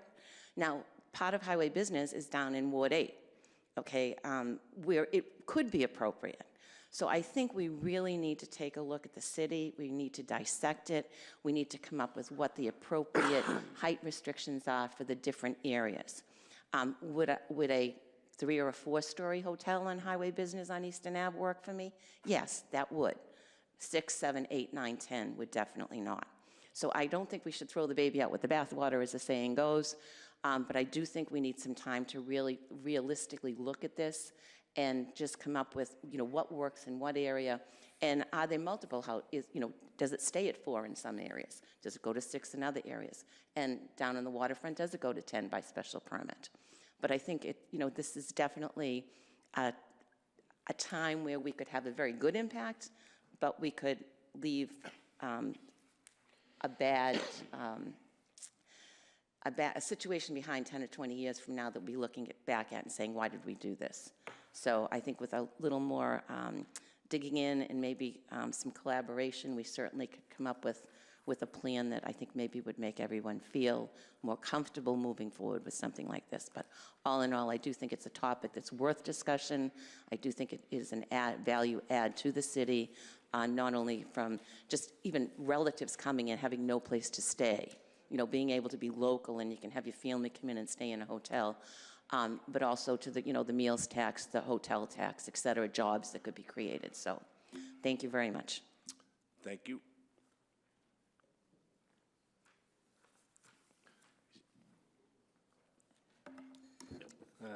Thank you. Neil Kinnan, 11 Spruce Street. I have been a proponent of hotels for many years, but I got to tell you, Mr. Chiavelli's comment about crime makes me take a step back. Something I hadn't thought about, having grown up in Maplewood, like Mr. Chiavelli and Mr. Fitzgerald, Ken, stone's throw away from McConnell Lodge, remembering it when it was the Robin Hood. I hear you loud and clear, although Councilor Spatafora, no, I'm just slow tonight. It's very late. I got about 4 hours sleep last night. But the idea of having a 4-star, 4.5-star hotel, Marriott, that type of thing, also is very attractive from the type of revenue that it can bring in. But I think, like you did on the first paper, this might be one we want to table, go back to the city council, do some more study. Again, I'm a proponent. Crime doesn't scare me because we had tremendous crime in Maplewood a decade ago, and we're now down about the lowest that it can be. You can put in requirements, and if the hotels aren't willing to do those things, then you say no. But again, we need to think through all those things first, come back to your board with a more comprehensive plan that's vetted. But I think it does have a place in the city of Malden. The 10-story height limit does scare me. I would say certainly nothing over 6 unless there is some serious special permitting needing to take place for a very special project after that. But that's all I have to say on this, but as a great point, thank you. Thank you very much. Is there anyone else that would like to speak in favor of this petition?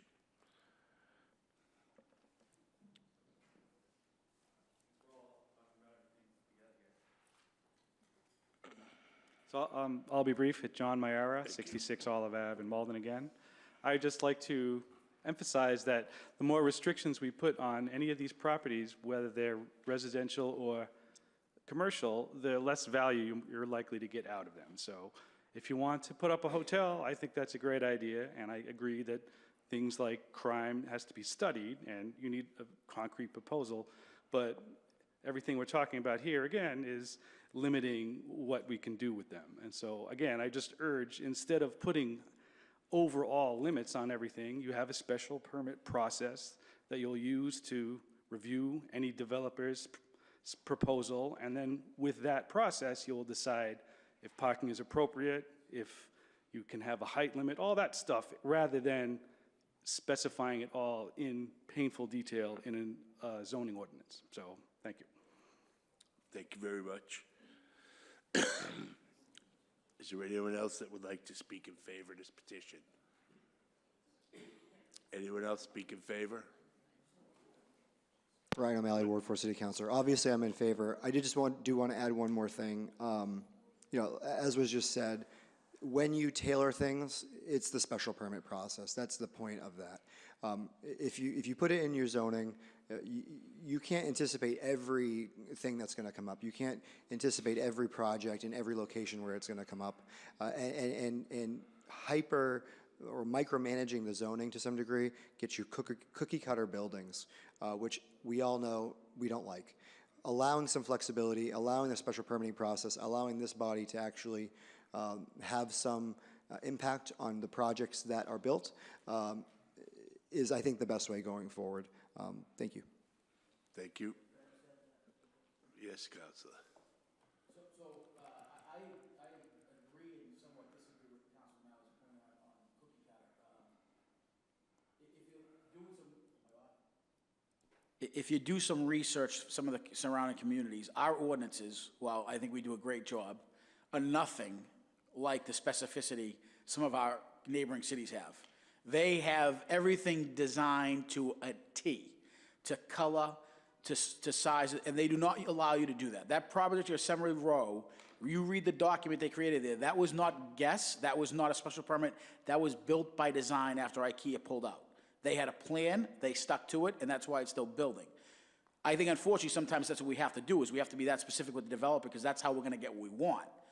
The scary thing with a special permit, which I don't disagree with Councilman Malley's point, is given that ability, I just think the problem I have there is if we allow one across the street based on special permit, and another developer comes across the street and wants to do the same thing, and we deny it for whatever reason, we're gonna be sued. Because we are absolutely gonna be sued. So I think the challenge here is, there's some areas where I think special permit comes into play. It creates a ceiling for us, and then it gives us some of the ability over that. But the idea of being just Wild West, I mean, I was absolutely blown away. In some of us, one of them, but you go all the way down to some communities as Lexington. They specify stonework, color work, size of the parking lots, the shrubbery you have to put in. And if you don't do it, there is no special, there's not even a special permit, there's no ability to appeal. Because what they've got in their mind is, we've got this area, we want to have this type of community, and in order to do that, you got to unfortunately tell the builder. You know, I'm in the finance world. I work with companies that deal with direct assets or hard assets. Real estate's one of them. I can tell you this: if you tell a real estate developer you can build what you want, they're going to build it as cheaply and as ineffectively as they can to maximize their dollar. That's America. I'm not saying it's bad, but if you tell them you got to spend more money in certain areas, that comes away from their return on investment. But that also could change them. An example would be a hotel. You could say you can build what you want. You're gonna get a courtyard. You tell them. I stay in Marriott, so that's the only thing I can relate to. You tell them you want to spend some money. Guess what? You're gonna go up that food chain to a Residence Inn, or all the way up higher, and that gets a better customer. That creates a different environment. That creates all the ancillary stuff that Councilman Malley said is, now you're gonna get a Starbucks to the right, and you're gonna get something to the left. You're not gonna get a drugstore and a barber shop. So I think some of these things, Council Murphy hit the nail on the head, including myself. We've made mistakes. I've made mistakes by allowing certain buildings. I think we have to get very specific in certain areas. In the riverfront, I know Councilman Malley's very passionate about setbacks there. That's an area I think we have to be like a Somerville or a Cambridge and say, hey, this is what we want. We want the setbacks here. We want lighting. We want this type of community. And the only way we do it is these two bodies work together to design that. And I think it would be great. I anticipate that part of the city to be the next big growth area of us, not because the casino, but more importantly, it's on the water. I mean, it's there. So I look forward to it. Hopefully we can table this, and I've already talked to my colleagues in ordinance. I'd like to turn this around as quickly as possible and get this out there, because I think there's an opportunity. We just gotta, fine tune it, and we'll work with Council O'Malley, and the rest of the ordinance committee to get back as quickly as possible. So I appreciate the time. Thank you, Madam President, Mr. President. Thank you. Okay. Michelle, do you have anything to read in favor? No. Is there anyone else that would like to speak in favor? Seeing and hearing none, declare that part of the hearing closed. Is there anyone that would like to speak in opposition to this council paper? Anyone in opposition? Michelle, do you have anything to read in opposition? No. Thank you. Seeing and hearing no one else in opposition, declare that part of the hearing closed. Michelle, can you take us through your staff report, please? Yes. So as we heard, the proposal is to change the maximum height. Right now, the maximum height for hotels and motels is 50 feet and 4 stories. There is no proposal to change the use regulations, which, as we heard, are allowed by special permit in the central business, highway business, and industrial 1 and 2 zoning districts. There's no recommendation, there's no part of the proposal to change the special permit granting authority, which is the planning board, or the parking requirements, which are 1.2 spaces per unit in all the districts except central business zoning district. I will note that the dimensional controls for hotels changed in 1983. They were increased from 30 feet and 2 stories to 50 feet and 4 stories.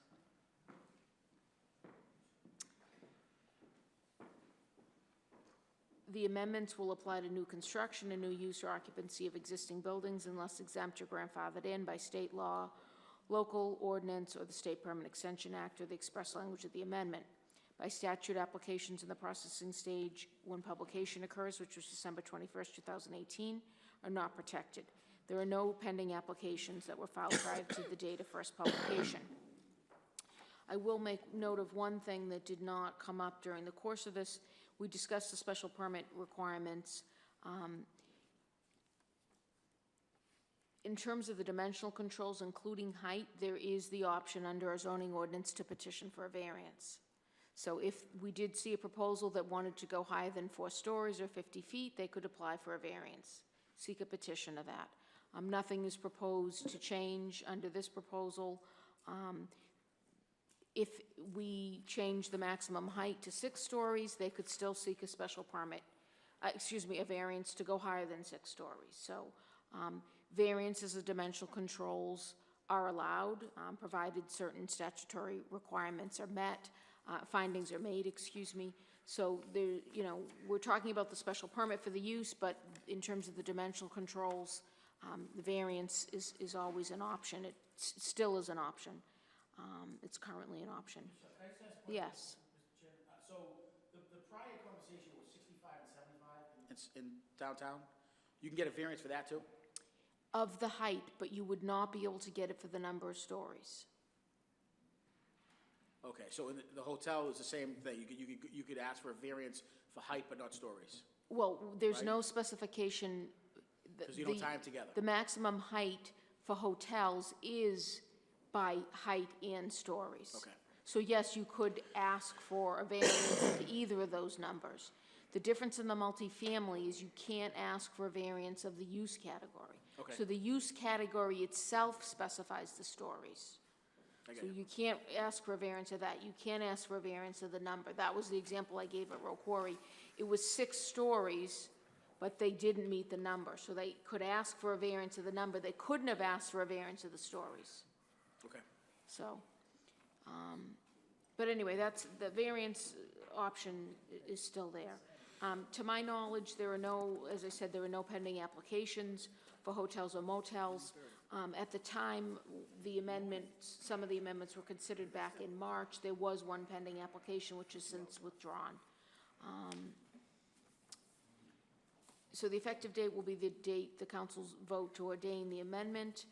The council must act within 90 days of the hearing closing, otherwise you'll have to have a new public hearing advertised. So if the public hearing closes tonight, January 9, 2019, the final date for action is April 9, 2019. Standard of review, the planning board's review and recommendation of the proposed zoning changes should be directed by substantive planning objectives, community need, and general welfare. I did receive a question from the sponsor about that, specifically why there was nothing cited in the recommendation. There's nothing cited in the recommendation because there's nothing to cite. None of the studies, whether it be the master plan, the zoning ordinance, the Lowell Commercial Street study, corridor framework plan, or the ULI study, there's no reference to increasing heights of hotels. The Commercial Street study did discuss allowing hotels in certain districts, industrial 1 and 2. That was one of the amendments that we considered, this board considered, and the council enacted back in back in July. But again, there's nothing to cite in terms of substantive planning objectives because there's been no recommendations made for that in any of the documents that are available, to my knowledge. So the recommendation is prepared prior to the public hearing, and the recommendation is the planning board recommends to the city council disapproval of the amendment. I will state, after hearing the testimony, I think there are a lot of interesting ideas. I don't think that the ideas of changing the use category by zoning district is something that can be done under this paper. This paper is just a proposal to change the dimensional controls. So if you want to talk about a zoning overlay district for the riverfront or for Lower Broadway or Upper Broadway or any other, I think that's a different proposal. So I think if you, I heard the idea of tabling it. I think if you table it,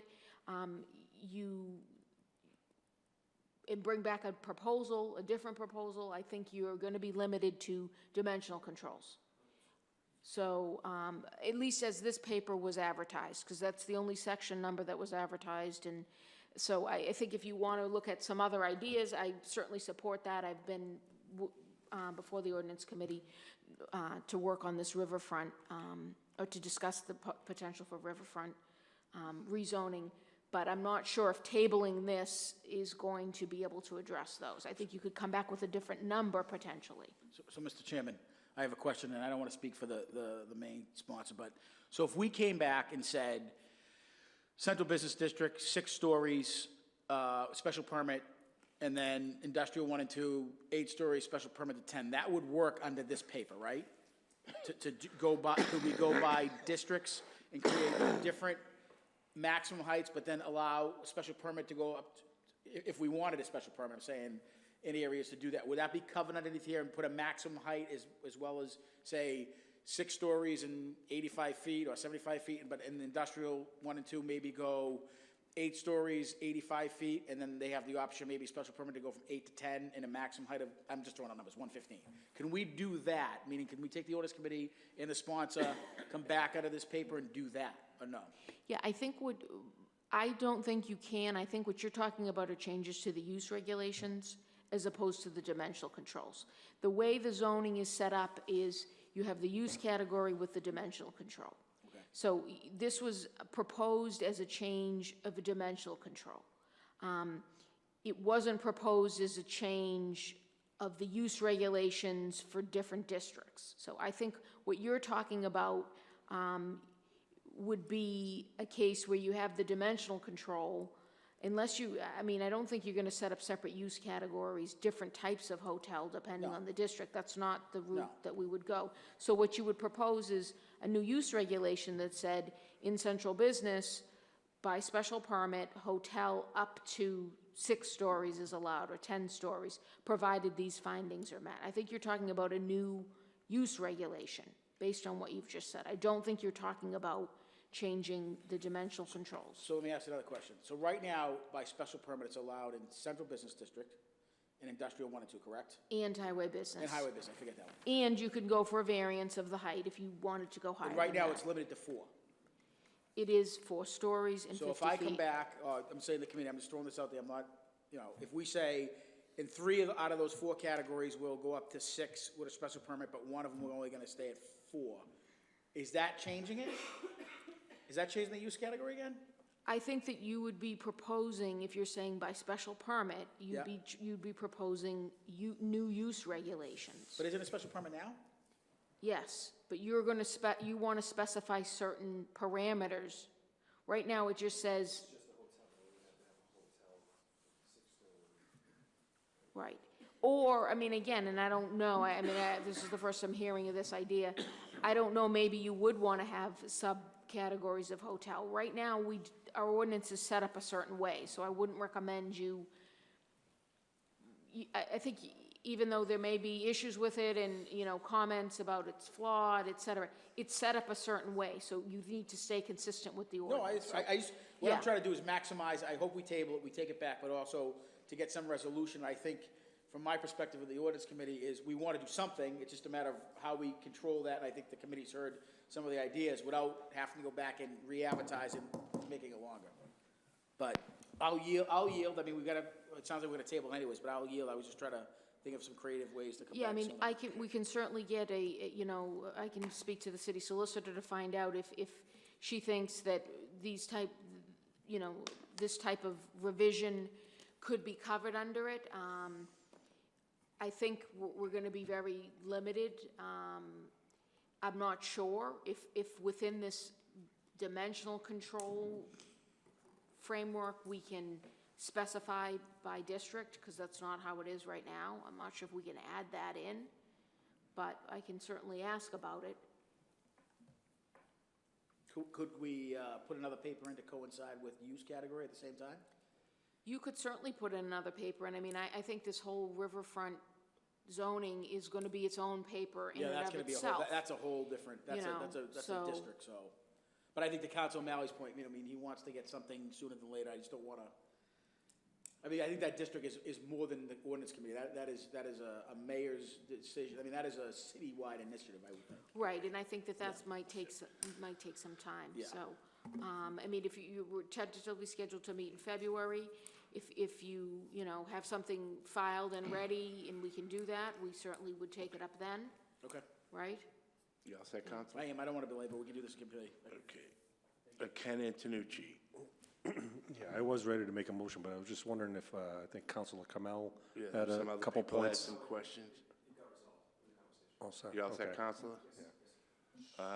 Does anyone else have any other questions or any other comments? I saw something down that way, yes. Patrick? I guess the question is, if the issue is going to be whether or not we table it, to Council Spatafor's point, what are we going to be able to accomplish by tabling this particular issue, which is limited to a single dimensional control of maximum height across all districts, which is not where we're going. So are we better off denying it at this point, disapproving it so that they can file something else?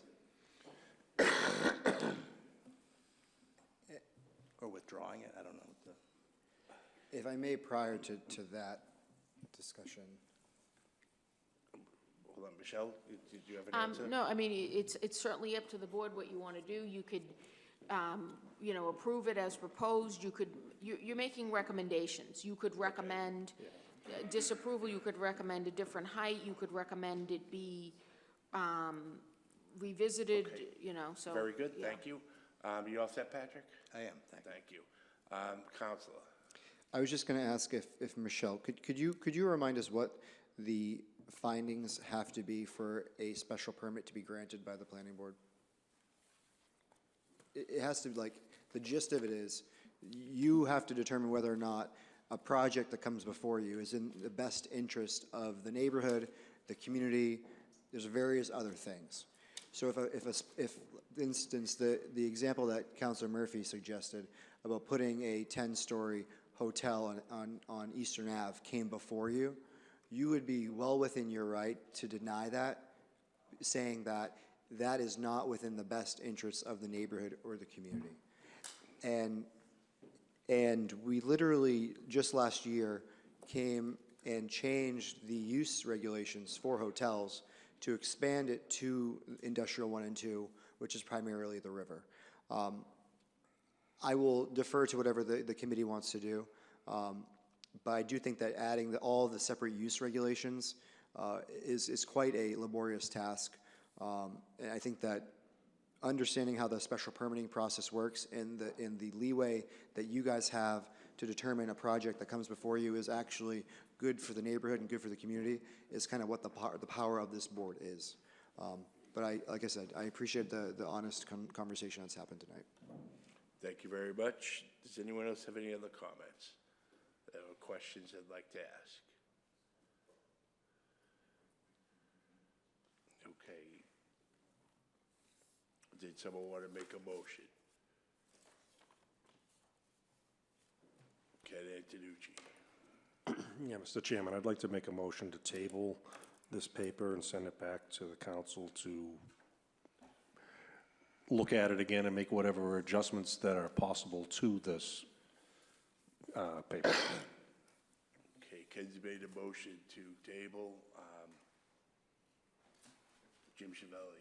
Second. Jim seconded it. So, give me a second here.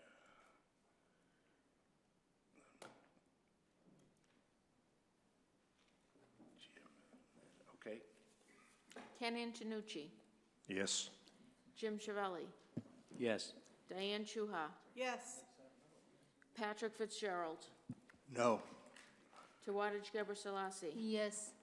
Patrick Hayes. Yes. Eric Henry. No. Eric McCush. No. Chuck Iovan. Yes. So that was 6-3, so that was tabled. And returned to the council for revisions. I will reschedule the public hearing to open when we hear back from the council. I'll work with the chair to find out when it's ready to come back. Very good. Thank you. That paper has been tabled, and we'll go back to the council for more work. Does the council ordinance committee want to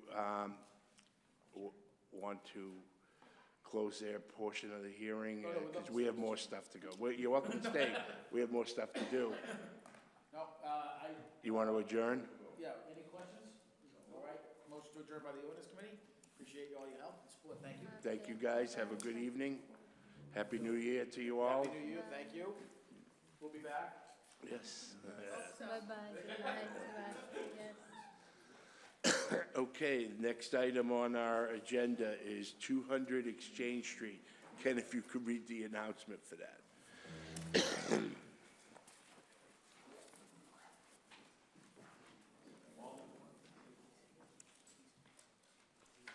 The Malden Planning Board will hold a public hearing in the auditorium on the first floor of the John and Christina Markey Malden Senior Community Center, 7 Washington Street, Malden, Mass. At 7 p.m. on Wednesday, January 9th, 2019, on the petition of Partners Community Physicians Organization on behalf of the owner, 200 Exchange LLC, for a special permit under Section 300.3.4.8 of Chapter 12, Revised Ordinances of 1991, as amended, of the City of Malden, to allow medical center use of property in the Central Business Zoning District, namely to occupy approximately 8,400 square feet of the first floor for medical offices healthcare practice at the property known as and numbered 200 Exchange Street, Malden, Mass., and also known by city assessors parcel ID number 051278801.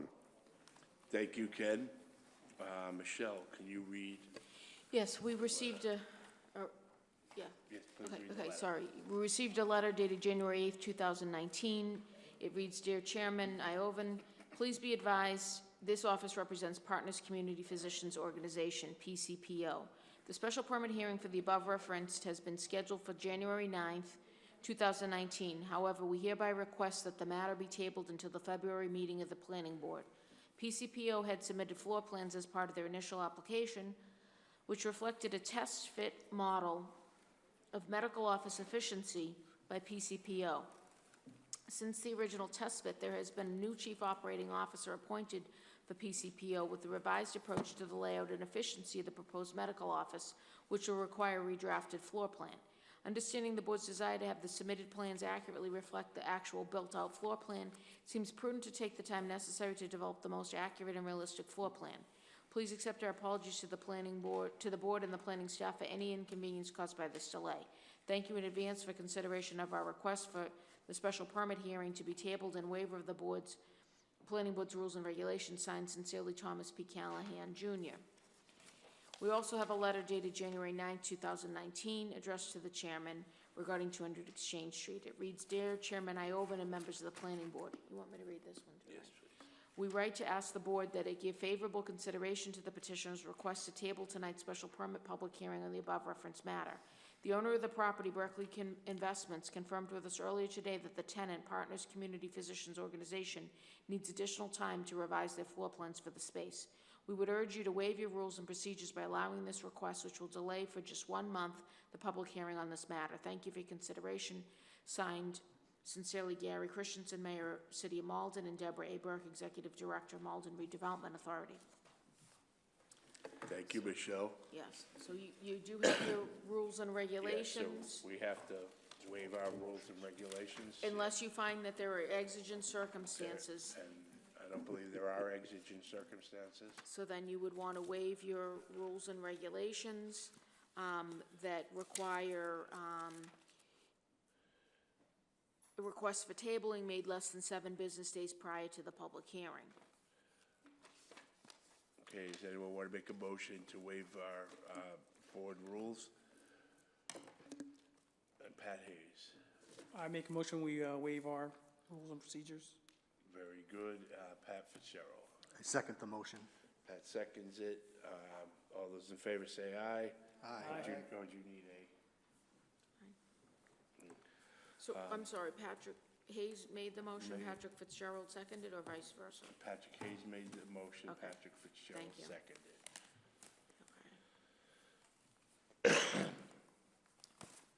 And who was voting? Was that Jim or? Charlie Ferguson. That was Charles Ferguson, okay. So, Okay, so on the, is there another motion? Patrick Fitzgerald. I motion to grant the request to table to the next available meeting in February. Patrick's made a motion to allow them to table until November meeting. Is there a February meeting? Is there a second? I second. Charlie Ferguson has seconded it. Give me a second and let me cue folks up.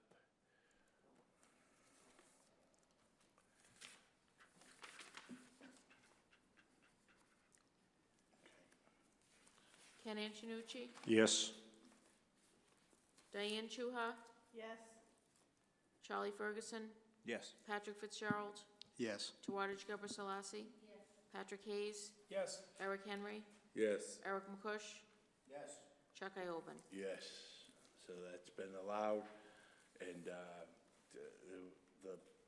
we'll hear this hearing next month at our February meeting, Yes, I did, presuming they're yes. prepared to move forward. I did tell the petitioner's attorney earlier that he would need to receive the revised floor plans at least 2 weeks in advance of the hearing. So I told him the date, I'll confirm that with him tomorrow, telling him that Yep. this was granted. So in the off chance we don't have it in time, we won't schedule it for February. Right. It'll just be for the next available For next meeting. month. Very good. Okay, status updates. No status update for master plan steering. We haven't met since the last planning board meeting. Ken, do you have anything for Community Preservation Committee? We're finalizing our recommendations. We'll be meeting with the city controller. Charles Ramican. Yes. Controller, right? Just to go over some of the budgets on the applications and hopefully preparing recommendations to the mayor and city council in the next month. Very good. Thank you. Michelle, do you have anything on Housing Production Plan Advisory Committee? Yes, we had our meeting we met most recently on Monday, and heard about the data collection process that's being used. Also received an update on the land analysis that's being performed in conjunction with the housing plan, and that's apparently expected to be finalized within the next couple weeks, so we will hear that. I'll present that info as soon as I know. I'll present it to you. The next advisory committee meeting, I don't believe was scheduled yet, and the public forums have not been scheduled. Thank you very much. Does anyone have any questions for Michelle or Kenny or anyone? No? Okay, next hearing, next meeting we'll have will be Wednesday, February 13th.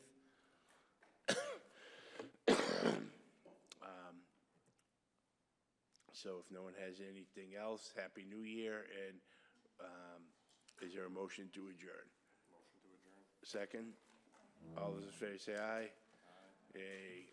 Thank you very much. Have a good one.